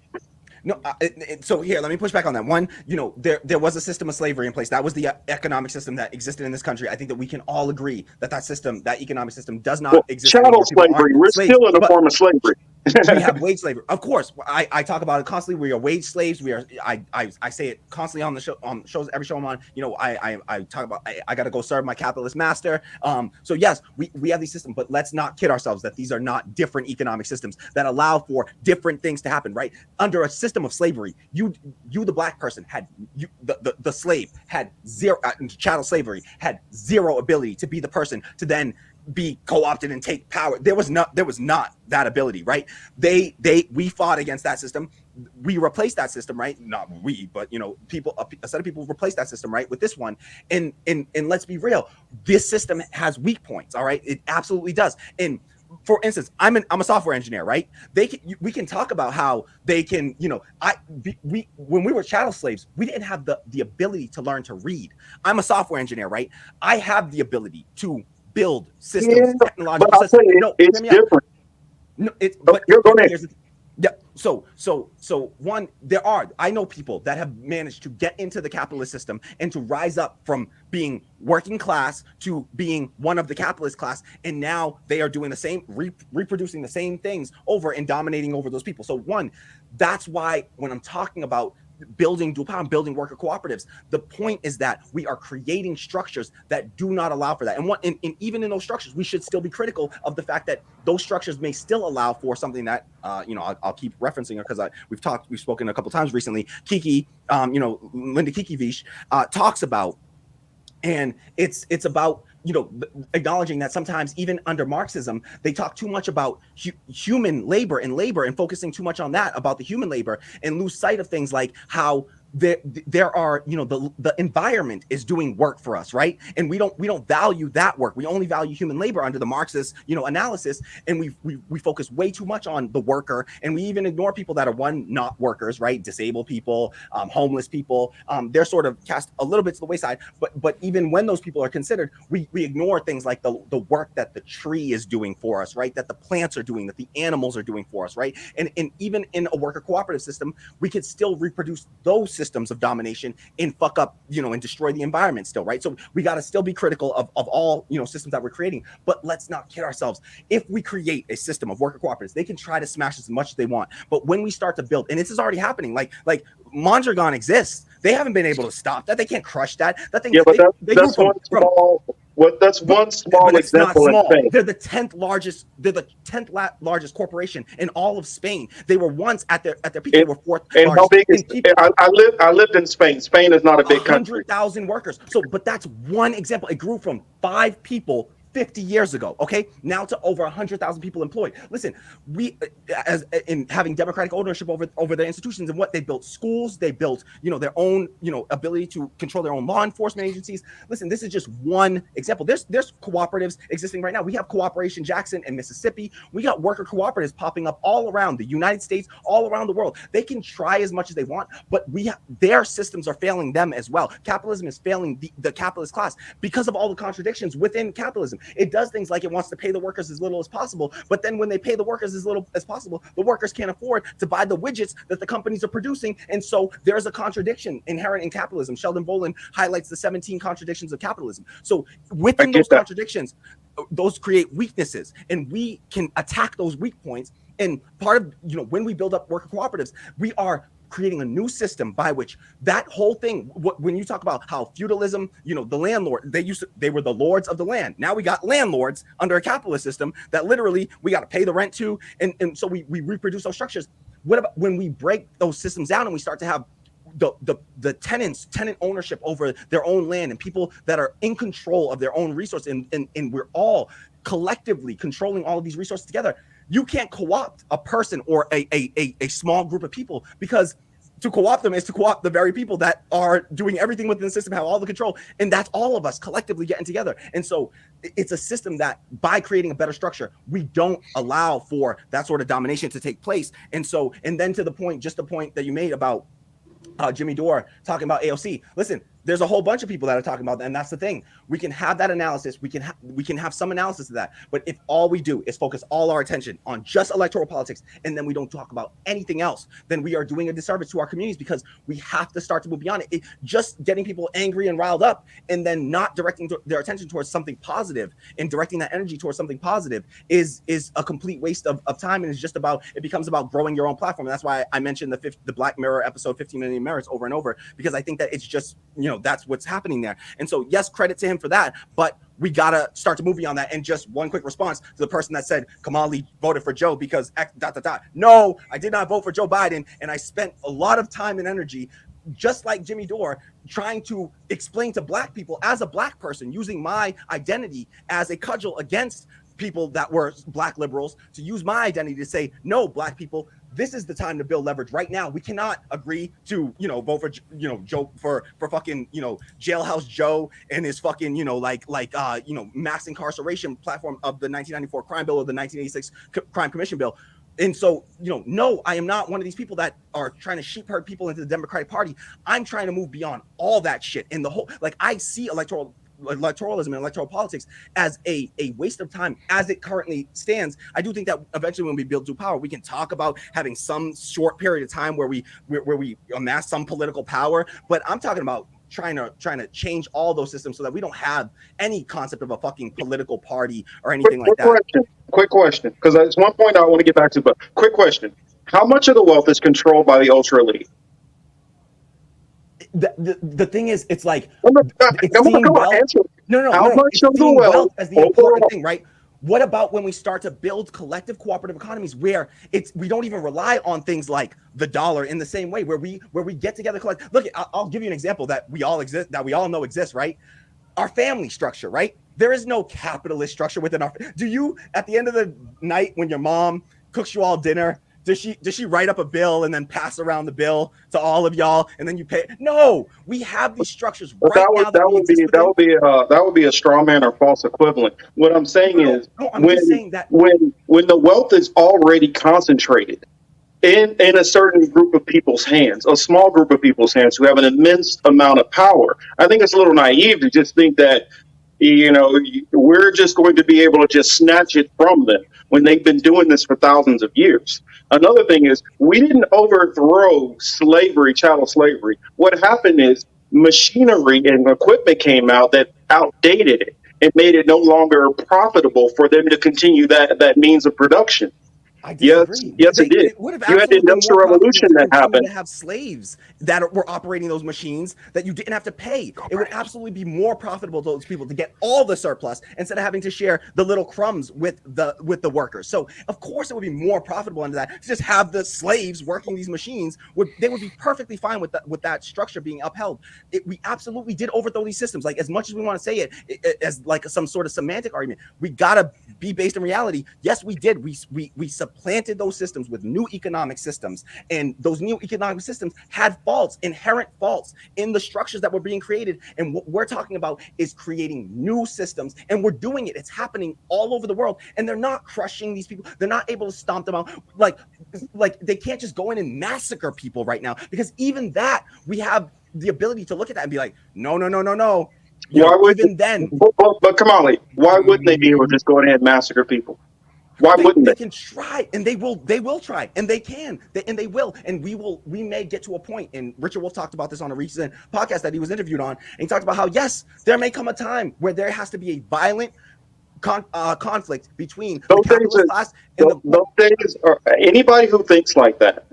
Let me explain to you, from somebody who spent years in the military as a weapons specialist, weapons and explosive specialist. There is no fighting an armed riot revolutionary. Those days are long gone. I disagree. We saw just in recent history, like Vietnam, we had weapons of atomic destruction, all that sort of shit. And I'm sorry, but guerrilla warfare tactics. That's Vietnam. No, come on, you're gonna tell me that in Vietnam they lacked all those sort of powerful weapons. They were using guerrilla tactics, lesser weaponry than the U.S. The United States government felt like you were going to try to overthrow it.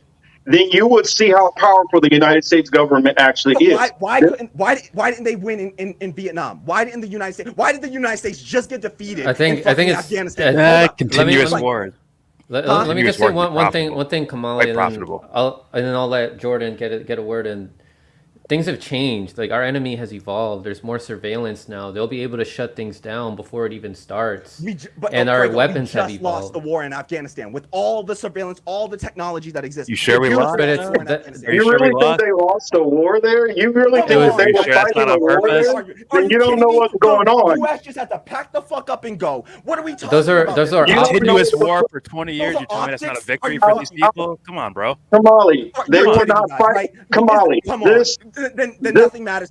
Then we should all give up all hope. But did you know? I'm trying to tell you, as somebody who's been boots on the ground in these countries, I'm trying to tell you, they were not fighting some war against Al Qaeda. That's not what was going on. But dude, we have people on our network that are also in the military to say that means that you can't try anything. No, there are people ex-military. This was about getting opium. This was about getting all kind of other resources for American and Western corporations. This was not about fighting some terrorism, and that's not what was going on. Why are you telling me that? Like, I don't agree with that. Like, I don't think that this was resource extraction from the very beginning. This is all about resource extraction. But to say that we didn't just lose that war by U.S. having to pack we weren't fighting no war. This was just a weapon. This was just an extraction. That's all it was. It's just like a trash they can't fucking extract. Like, what are you saying, man? Like, we do not have the forces in there anymore. And like, listen. No, it's because we lost popularity here at home with those kind of excursions that they had to pull back. It's a change in strategy, but there's still. It was just a change in strategy for the U.S. They're just saying, we're done. We're hopeless. There's nothing you can do to stop these people. We must just lay back and take it. And this is what I hear from too many people that are just like, no. We're not saying lay back and just take it. Doing what we do here. Why not just go and get yours? Because hey, I just got to go get mine in this capitalist system. There's nothing we can do to stop it. So we shouldn't struggle against it. That's literally what you're saying. I'm saying no. We must struggle against it in this very specific way of not creating the same structures of domination over people, because then you do the same fucking thing and create the same new economic systems that do the same shit. So what is your reasoning for us existing as podcasters? What the fuck is the point of what we're doing here? Why don't we all this isn't good money making work. Why not just go be slaves under the capitalist? I don't make any money from what I do. I literally make zero from what I do. I don't even ask for money, so it's not a money making thing for me at all. So then what's the point, though? What's the point? Is it literally just to hear yourself talk? I said my point before beginning that I try to educate people. So if there are people who can find breaches there's no way to stop what is happening to us. You keep saying, okay, but there's no way there is, bro. So I'm not going to speak for Marcus. I'm not going to speak for Marcus, but like you need masses of people to change. It doesn't matter what your strategy is. You need masses of people. If it was violent revolution, if it was peaceful revolution, no matter what you choose to do, you need masses of people against. And we do not have them. Now, hold on. Of course, we don't have them yet, but you have to build those masses, right? Like, how do we build those masses? That's where I'm going. That's where I'm going. Exactly. So I'm not saying that we start today, tomorrow, we build a worker cooperative, the problem is solved. Never did I ever say that. I said, by building those structures, we then give ourselves the ability to build because what Marcus said is, we can't build, worker cooperatives aren't going to work.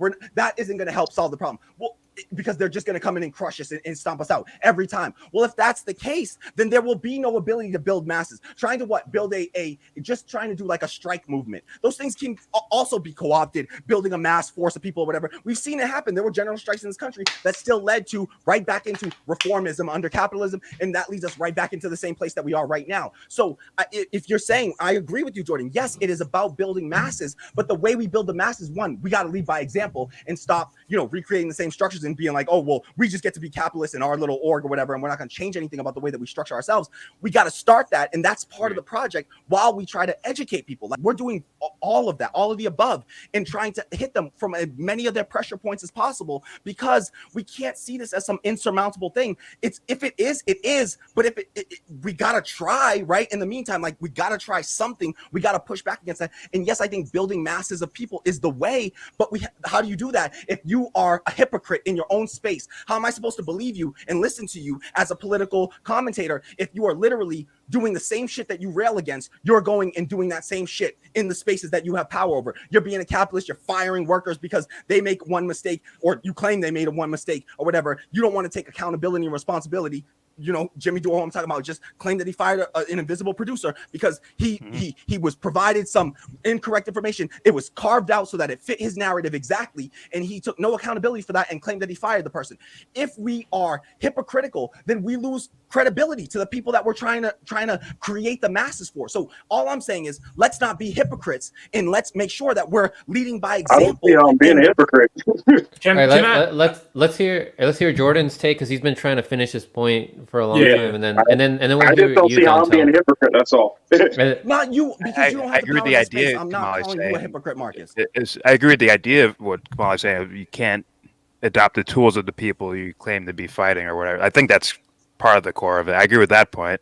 But I also get what Marcus is saying of, like, we need to fully actually assess what the actual circumstances are in regards to why there's a small amount of people dominating over masses of people. I think that comes down to psychology first and foremost. But like I said before, if there's people walking around, they haven't even taken the blinders off to care about these topics. If they're lost in the minutia of their own individual lives, they can't see that, you know, Joe Biden is fucking them over as they walk out to vote for Joe Biden because, you know, this is my duty every 4 years is to vote for someone, and Joe Biden's the guy this year. Like, if they still have those blinders on, you're not gonna get anywhere. Now, the way to I think, if we're gonna be talking about solution talk in any way, the first and foremost thing is to point out, like, what do we not want, if that makes sense. Like, I'm pretty sure if you show every American a picture of a baby with a bayonet through it, they're gonna be like, that's not good. I think pretty universally people are gonna say that's not good. Well, okay, we don't want that to happen. Take that idea, expand it to even more particular political ideas or social ideas or just people behaving ideas. Like, oh, we don't want that to be around. I think that's a lot easier way for people to coalesce around something than having a solution. Even though I would accept something like, if you say like a workers' co-op or something like that, right? That's not a bad idea. That doesn't sound like a baby with a bayonet in it. That sounds like, oh, that's someone trying to come up with something efficient to move forward or to make things easier for ourselves, make the world better. It's like, oh, okay, but something like that has to go in the efficiency category and not so much in the solution category, because I think the solution we're all really talking about is addressing a problem that is somewhere at the core of a person and not so much at the system level. I think if like someone who purposely will harm another to where they know it will result in a baby with a bayonet in it, you got bigger problems than a system. Like, systems don't really create that. There's something about the human that's doing something like that. They study this stuff in psychology of like how someone could just have no empathy, no care, no emotion, no guilt for harming other people, even babies. It's like, well, okay, that's kind of where the actual problem is. Not people not caring. So I do understand the systems argument. I get it, and it has its place, but I think it's more on the efficiency scale than the, okay, how do we fix the actual problem of this? That's my take. All right, go ahead, Dontel. And then Marcus. Yeah, because I want to push Dontel back. and then Marcus. Yeah. So there was a couple different conversations going on. I agree that I would definitely not be one to defend capitalism, and I think that worker co-ops are ideal in most situations. I just have an issue with making it a blanket statement, making it like mandatory, and even the idea. And we might actually get back to that Kamali said about some type of like cooperative amongst like left media, where they like contribute a certain amount. I think that's a good idea, and everybody's has a role and they have input in how that is used. I agree with that.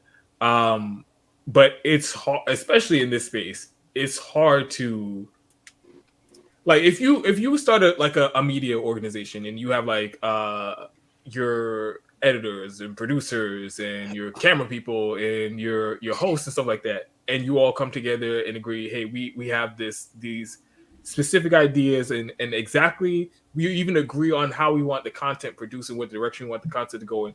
That's one thing, and that you can easily make that a co-op. I don't see how like I host my own show because I want to make content that I want to make. I don't see how some random person, even if somebody that I agree with politically, I don't. It would be hard for me to say, all right, now you get to make 50% of the decisions, even though like I've made all the decisions up to now and I made it in a direction that I think is productive. We might not like we on this panel probably agree on a lot of different things, but we don't agree on we don't agree 100% on the most productive way to make content. We don't agree on that. So if we were all in a cooperative and in somebody else's in space, if it's Jordan's or Marcus's or whatever, Jordan, if somebody tried to come like you agree on the goal, but they say, oh, we should do more original reporting. That's just not what you do, and you're gonna have some pushback there. And now that person has 50% of the decision making. Or Marcus, oh, you want to do long form deep dives and stuff like that. The person says, oh, I want to do more reaction and commentary and stuff like that. You're gonna have some pushback, but now you have to share 50% of control. So in a creative space, I'm unsure how that works, especially if it goes from one person's like vision and direction to now somebody having equal say like overnight. But generally, I do agree with it because say if you're making t-shirts, the direction that the CEO wants the company to go in is not really that relevant if you're making t-shirts. It's a process. You get the material, you print the shirts, you box them, and you sell them. It's not like it's not that's very different, and it's not like a creative space is what I'm saying. So in most workplaces, I think that would be way more beneficial and way more productive because the workers, honestly, in those areas are producing as much, if not more, or bringing in more to the business than some executive or whatever might be. So it's like in that type of scenario, yeah, 100% agree that they should have a say in the direction of the company, where the revenue goes and how it's like resources allocated and stuff like that, and how like the process working conditions and stuff like that. They should definitely have a say in that. Like I said, it's just I think it's a little different in a creative space because it's not as black and white. Real quick, just to respond to that, just as to highlight an example, revolutionary blackout, right? We are 8 black leftists that have wildly ranging views as leftists, even, right? We do not agree. You watch our roundtable from last week, and you will see us get into a heated discussion, a straight up argument practically about issues, talking about exactly what we were talking about here, essentially coalition building and how we do this. And we are 8 different people that have we range from black anarchists all the way to, social democrats who still think that we can have systems like, Medicare for all, and we can build that, and we'll have these structures over us, and we can do so through electoral politics and gaining power through electoral politics. We have a whole range of views, but we are getting together collectively and saying, yes, we can actually build the business and still say in a way that we structure it that says you still have the right to your freedom of speech. We still believe in that as a right, and we believe in cooperating together as black leftists, but we're not trying to pigeonhole anyone or box anybody into any political view. And we're saying, yes, we do want to have some general, as long as we're here on the left, at least. We're not going to bring in a right winger or a conservative onto our network and give them space or whatever, because we'll disagree too much and we won't be able to move forward. But there is an example of that happening right now, and it's revolutionary blackout. It's exactly what we're doing. But that was kind of the exception I gave earlier, where it was always democratic. It was never. No, it wasn't. No, it was not. No, it was not. No. It was not. It was not. It wasn't. I can say without a doubt, it was not democratic. It was not a cooperative. And that is, I hope that we can become more public with some of the things that have been going on in the background, but it was absolutely not structured as a cooperative, and it was not done. It was a public what happened to CJ, right? He got kicked out of the organization, essentially, right? I don't want to go into but this was public, right? So we saw CJ get removed in a very not through the system that we're talking about, democratic consensus. There was one person there that absolutely rejected that, Nick, and would not have allowed that to pass through. But he got voted out through majoritarian democracy. That's why we're talking about building better structures than what we see and now. that's something that's another reason that I very much would not agree with that, because CJ was one of the founding members.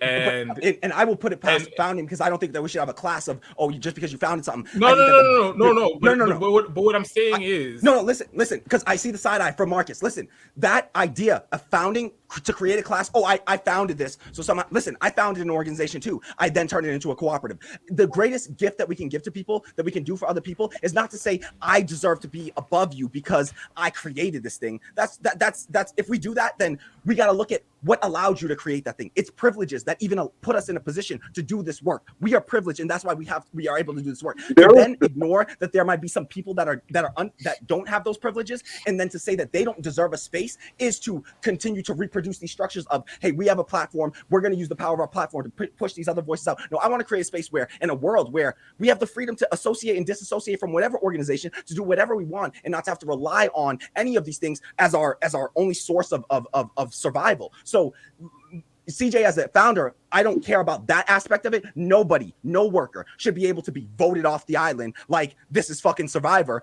Nobody should just be able to have to take the risk under a capitalist structure of showing up at work, having done all the work to help move this thing forward, and then to simply be able to, under majority rule, be voted off and pushed out. That's unacceptable. And we got to start to build structures. And we are doing the work, the very difficult work of how we set up structures so that shit never happens again. And so it is possible. And we're agreeing on what we thought the outcome should be. I'm just saying that I don't even want to create a class of founder as if him being a founder is the reason that he shouldn't be pushed out. No worker should be pushed out in that way, period. Nobody that gets brought in. We should bring people in consciously and thoughtfully, and make sure that the people that we're bringing in are people that are, have the ability to, as long as they want to associate with us, they can continue to associate. And we create a structure where we don't have to worry about if one person goes and amasses enough like a clique of people, they can actually get a majority vote against you. I mean, it was publicized very much what happened. And again, it was through majority rule and the pressure of that majority rule system. I want to give I want to hear Marcus's thoughts on what he was about to say. Go ahead, Marcus. Well, I look at it like that. When you say a founder, for instance, the way I run things, it's not like a business like you guys are running. So it's a different thing. It's my brain trust, my personal creation that I labored in and put together. I asked people to come on the venture with me and do this with me. So if Chris and Emmanuel and Elle decide to kick me out of something which I'm running myself, that I put money into myself, I'm the one who pays for the premiums and all this other stuff, and I'm the one who does all the legwork, getting the interviews. I'm the one who does this. Even though I look at us as a team as a whole, I guess I would have a problem with that if they decide to boot me off of something which I put the blood, sweat, and tears into to get to the point of where it is.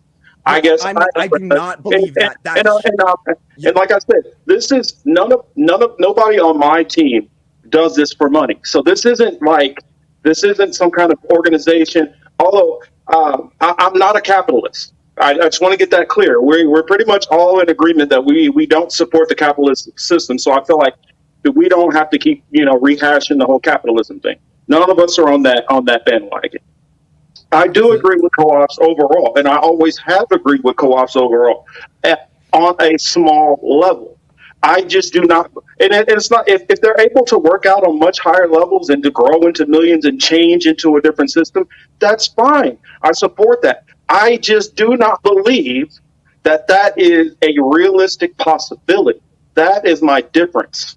I look at the concentration of wealth in this country is already in the hands of a very, very, very small, minute group of people.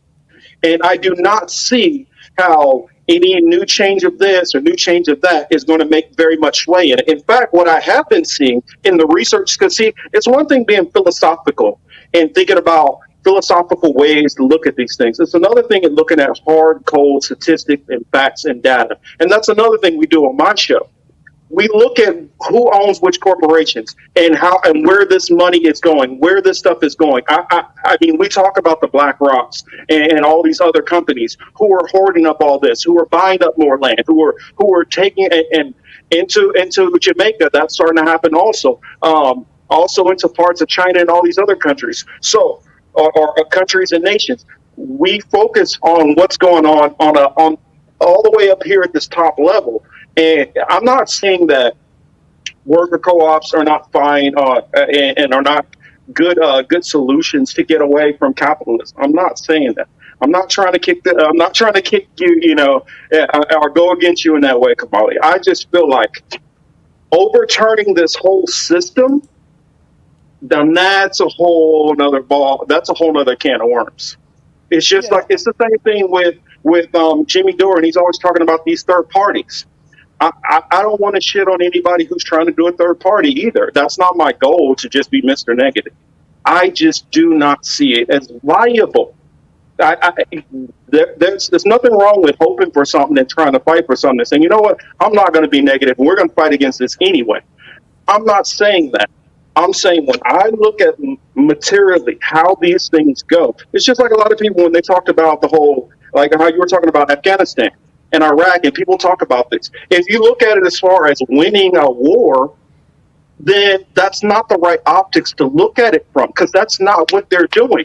I was there watching as it started out boots on the ground, active duty military, and as it transitioned into mostly civilian contractors. This is a money grab for Western corporations, and this is what it's always been. And this is what war is. War is a as far racket. back as you can find it, and you'll find me saying those exact same things. That And the people that's that what I'm benefited saying. that won this war Flipping were that. the defense Changing contractors. that is what I don't see. I don't have as much confidence in. That's what I'm talking about. Yeah, no, I agree. I agree in the sense that like the wars they weren't won by the Taliban. Even the only people that won that war was the defense contractors. They came out on top. They amassed piles of money, and destruction happened. All those civilians, the Afghani people, they had towns, everything razed to the ground. Whole lives destroyed, families destroyed, civilians, murdered. So no, I don't think that the Afghans, won. I don't think that the Taliban won per se. I do think that the U.S. lost. The U.S. As the sort of imperialist, force there. Yes, they did. They were pushed. We have now officially had to, officially, maybe not unofficially, but officially had to end our involvement in that war and start to pack up and move. And that is something that we can acknowledge and say, okay, well, that's just the reality. But while not losing sight of the fact that, yes, the defense contractors were the ones that stood to benefit from this from the jump. And we should never lose sight of that, of who really is in defense contractors, I should put in quotes. It's really offense, military contractors, weapons contractors, who stood to benefit. We don't disagree on any of the politics of this all. All I'm getting at is that, yes, in that structure that you're talking about in your workplace, I think that I wouldn't want anyone to be able to push out a founder, but I also don't want anyone to be able to push out the worker that comes in later. Like, that's the same shit that happens under capitalism, where you wake up every day and we like to take this idea that like the founders and the investors are the ones taking all the risk in society, in the economic system. But that's not the reality. A worker who shows up and does the work every day, they're taking just as much of a risk. And yes, we can say, okay, I founded this thing, I created this thing in my thing. But look what happened. The dude who wrote a book, Nathan Robinson, who owned was the leader at Current Affairs. He wrote a book called Why You Should Be a Socialist, and argued in favor of worker cooperatives in that book, in the development of worker cooperatives. As soon as the people within his organization tried to organize themselves as a worker cooperative, he fired everybody and burned the organization to the ground. There's no more Current Affairs. And so I don't think that's a fair comparison, because that was supposed to be, it was founded to be a place where people of different opinions on the left can share their opinions. It was never meant to be, what does Nathan J. Robinson think on any given issue? So when he did that was bullshit. But that's like what said, like he created it, just like you said. You created this thing, but he never. It wasn't created to be Nathan J. Robinson. What does Nathan J. Robinson think? If he had his own show, he created it. He was the founder. He was the yes, one. But founder. it was like I said, it's an outlet. It wasn't meant to be Nathan J. No, Robinson. did you read his letter to his employees? He said, I created this because, and I've always had this as a vision of, we can pull up the letter from Nathan J. Robinson to his employees. He said, I created this, and the way that I created was, I always saw it as my vision, in this vision that I had, and I fear that people coming in and trying to operate this democratically, they're going to fuck up my vision that I had, and so I need to maintain that power over, and he literally says terms like this, like let's pull up the letter or something so that people can see the letter that he wrote to his employees. But he absolutely said, this was my vision. I saw this as my vision, and it was very important to me to keep it this way because I see it this way. And that's what I'm talking about. There's with an outlet where you have people who just publish what they think, there's nothing that's going to change if it's democratically controlled. So when he says that, it's not what direction were the current affair writers going to take? Were they going to start doing some like ban everything that isn't pro neocon propaganda or something? Like they weren't going to do anything. So it was when he did that, it was for his own. You could say he's a capitalist and he wanted all the money, he wanted all the control, but he was that's completely different. Also, I want to say I think we got to look at the difference in levels of stuff. If we got a mom and pop business, I don't think that if you hire a handful of people that they should just take over the mom and pop business while it's still a small business where you're taking all the risk. I think that's very different than like. Hold on, Marcus. You just said it that you're taking all the risk. That completely ignores the risk that the workers take every day. They show up. No. I got to stop you there. I got to stop you there because here, when you're talking about a very, very small business, you are paying a lot of money out of pocket for insurance and a lot of other things like that. There are a lot of things. How did you get the ability to do that? You had some privilege that allowed you to have that ability. Not necessarily.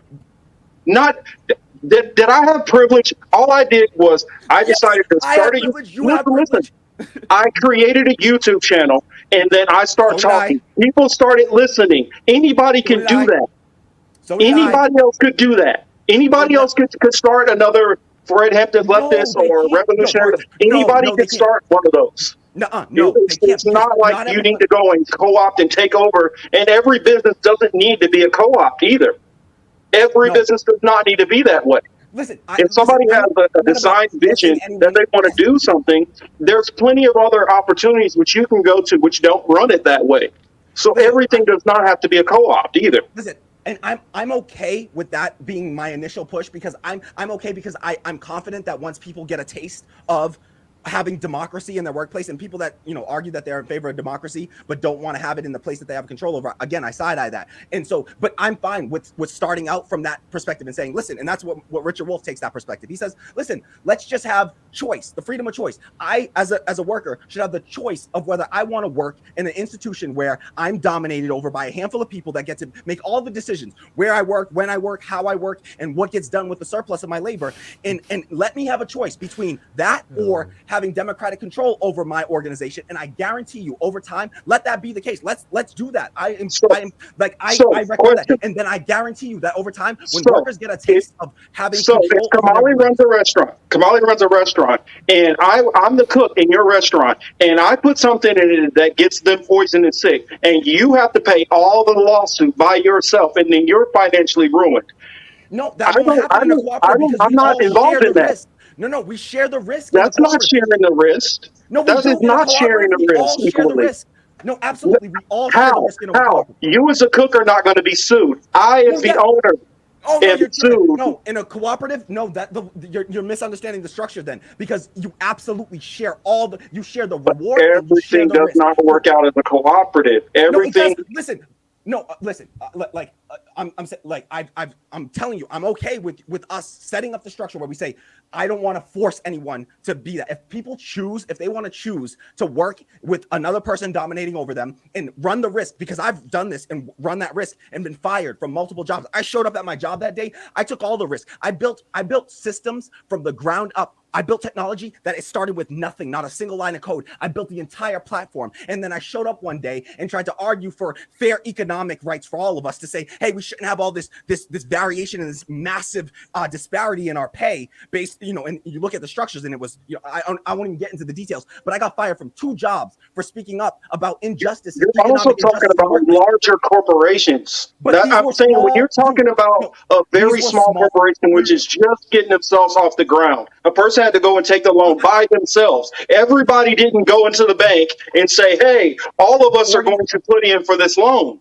The organizations I'm talking about, one of them was 8 people. 8 people, all right? There were 8 of us, and they still did that to me, okay? So the other one, we started as 9 people, and they still did that to me. So small businesses grow into bigger businesses, okay? And so we have to, if we create the structures, we just allow them to grow up. When they become bigger, then you deal with them in that manner. No, it's too late by that point. They amass too much power. Down, it's not the same shoes. No, because by that point, Marcus, they have too much power and they can dominate us over us the same way that the Bezoses of the world and all these other groups dominate over us, these large corporations. So if we wait till then to make these, to try to implement these things, look, you can't even get a union going in Amazon. You can't even get a union going in most business places. 90% of people aren't represented by unions anymore. So to wait until they gain their power to then try to change them, that's about as effective as electing Joe Biden and then trying to push him left. Like, these things, you can't wait till people have the power and then try to change them. You have to do it when you have leverage, and we have leverage in the workplace spaces where we have this sort of power. And so we absolutely,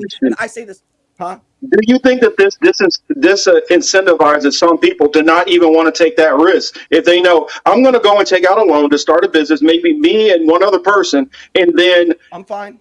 I'm cool. I know you're fine, but have you been the one because other people will take up the space? It leaves space for other people to occupy that space. So I'm okay. This is always the threat that capitalists use against us. Hey, if you don't let us dominate over you in these hierarchical systems, then why is everything about every capitalism is dominating everything? I mean, but I'm just saying, it's domination over another. If you have the power to decide, you have all the hiring and firing power. The same people get to decide who gets hired, who gets fired. They decide who gets to work, where you work, when you work, how you work. That is what the capitalist structure reinforces. So yes, if we do that, then you are putting power in the hands of a small few who then extract the surplus of your labor. So workers never get paid what they're worth in a capitalist organization. And they take that money and then they use it to do really perverse things like corrupt politicians into doing what they want and say. And so they corrupt our political systems, they corrupt our economic system. And so we absolutely have to start to have introspection of see what's going on in these spaces. And I swear I'm going to shut up and we can end this, here, because I know we're way over time. I'm so sorry, Franco. I love you. Thank you for letting me. Hey man, this is a great conversation. Like we're going like 3.5 hours strong here. And people are still in the chat. Like it's because we got like when we have a lot of people in the panel, like and I know you guys like to have a lot to say. All you guys, like whenever it's your turn to speak, you guys have a lot of very thorough and detailed things to say. So this is just how I was expecting it to be, a long panel. And I'm glad that it was. I'm glad that the chat is really active right now. A lot of disagreements in the chat right now. Yeah. A lot of agreements. I want to have you all on. Like we can continue this conversation. Like I will bring you all. Oh yeah, on there's to, so much to talk. We were supposed to talk about We're doing it. Like Arbery, but there just wasn't enough time. I wanted to tie it into all this. I will put together a panel and I will bring us all on and we will continue the discussion because I love this. This is what we need. We need this kind I think this deserves another part. Yeah. Like with the 5 of us. Yes, I promise you. We will continue this conversation. I want all of you. I love what I've heard here today. This energizes.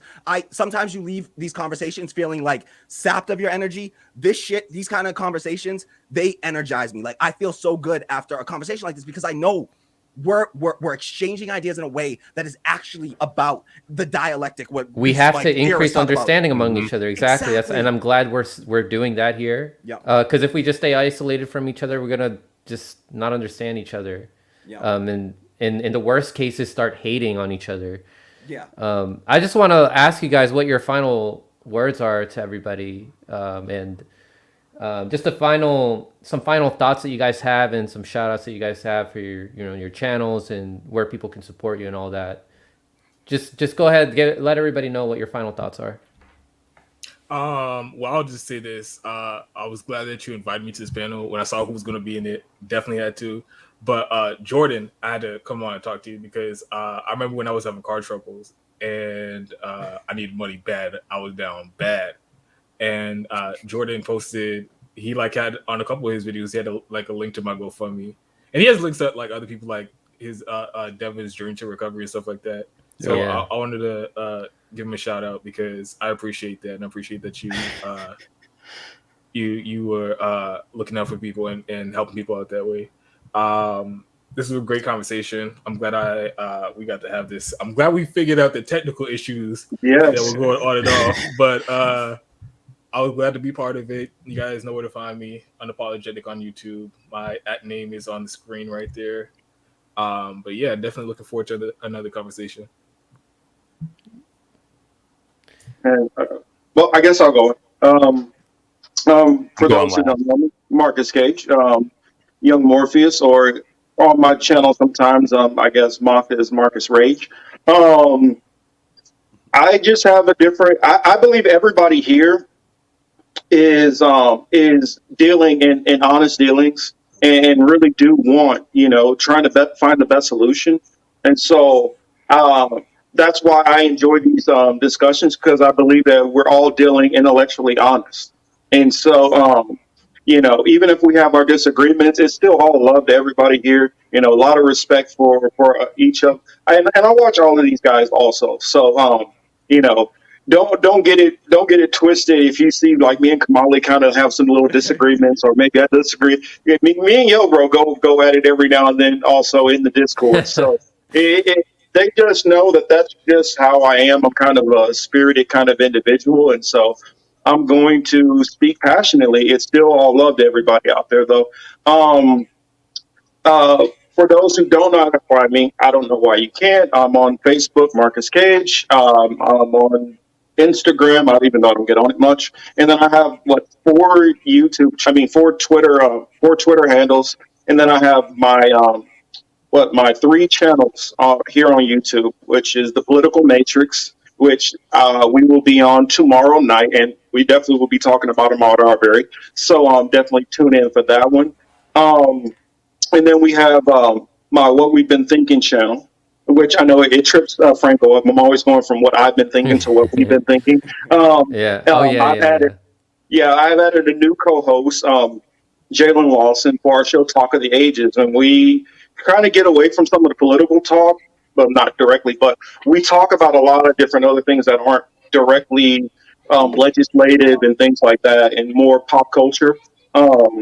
And like political effects on some of the pop culture, which we're going to have one of my co-hosts from the Political Matrix, Cy Lawson. He's going to be joining us on there talking about the MCU and wokeness and all that on our next episode. Probably, I believe it's going to be Sunday. And then I have my other channel, Hebrew Apologetics. So for those who are into learning things about the Bible and ancient history, dealing with the Bible and stuff like that, I talk about that. I just recently dropped a episode where it's not much teaching, it's just all humor. I tell everybody go check it out. I call it Busting the Move for Jesus. So it's kind of entertaining. I thank Franco so much for having me on here. Franco is such a good guy, and there's so much hard work that Franco does behind the scenes, which a lot of you guys don't know about. And I applaud him and shout out there. Also, next week I appreciate that, brother. Thank you. Oh yeah, and I'm still gonna have Franco on my channel eventually. It's just a little scheduling issues, and I want all weekends of the gentlemen on my channel at some point, because I know that it's such a fruitful discussion which I can have with all of them. They come from so many different vantage points and so brilliant in their analysis on things. So I definitely want to have them on there. Oh, and shout out to Elle Latham, my co-host on the Political Matrix. Her podcast, Super Awkward Funcast.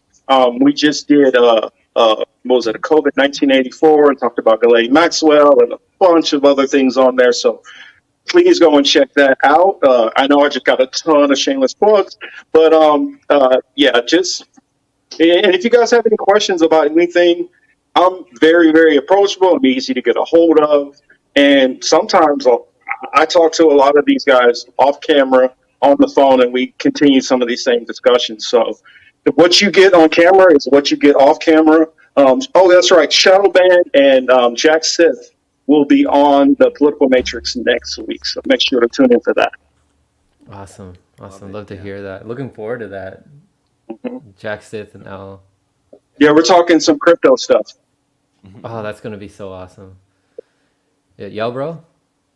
Oh, I'm going last. You know I'm going Okay, last. Yeah, we'll okay, go around the okay, circle here. So okay. yeah, y'all know you can catch me on Revolutionary Blackout Network, Revolutionary Blackout on YouTube, formerly FHL, and I'm there every Monday roundtable, trying to squeeze my way into the International Leftist Coalition if I can, because I love that show. And so you'll definitely catch me there. I'm working on creating my own show on on Revolutionary Blackout. I'm looking into we got two ideas going. One would be a essentially a revolutionary book club where we'll do some reading of some different revolutionary materials, and we'll be collaborating with a few people in the space in order to do that. So working on just starting to do the inner workings of that. Also trying to set something up with some of my Revolutionary Blackout co-hosts where we would do at least a time, like a short series or something. We don't need it to go forever, but do some collaboration where we'll talk about sexuality, sex, kink, all these sort of things that are sort of stigmatized, and try to break that down. I am a pansexual, polyamorous. I practice ethical non-monogamy. So I'm within kink spaces, and so I think that just talking to some of my queer, gay, all, trans, all different folks from every sort of point on the spectrum, and to try to start to destigmatize some of these discussions on sex and sexuality. That's also something that I've been just started out discussions on, to try to get that going. So just keep an eye out, and if you like those ideas, let me know. My DMs are also open. In having any kind of support from the community will help us to sort of decide what we want to move forward with. So let me know what you think of those ideas. Like I said, DMs are open. I'm at Black Anarchist on Twitter now. Formerly, don't even worry what I was formerly. Check out Revolutionary Blackout. All the stuff that's going on over there is great. I really love and will highlight the International Leftist Coalition on Tuesdays is amazing. It's must watch stuff. They just talk about things from an anti-imperialist perspective, and just reviewing things all around international struggles. So yeah, follow me on Twitter. Love Franco. Love all of these folks here. Really love this discussion. Thank you so much. Honestly, loved everything. I wrote everything down to follow all of y'all. You'll be getting a follow from me. And we definitely will continue this discussion. Franco, we got to have you on again soon. And Franco is the real deal too. This dude reached out to me personally, recently, and just checking in. And we got to do that in all of our spaces, and not lose sight of the humanity of the people that are all involved in this. So nothing but love. I truly love everybody that was on this panel, and really have the utmost respect for all of y'all. We might get passionate, but that's because we're talking about some really important shit, and it's worth getting passionate about. So no anger, no hatred here. It's all love. It all comes from a position of love. Love you all. Appreciate your work, and keep doing the damn thing. All of y'all loved it. All right. I just want to say that it's very important when a group of men from different backgrounds, they come from different places, and they come together to work on something, to achieve something, which means I want to thank the Atlanta Braves, World Series champions. They're the best team in baseball. You still got over 300 days left to celebrate the World Cup. We're the best. Go Braves. That's it, Franco. Is that why you wanted to go last?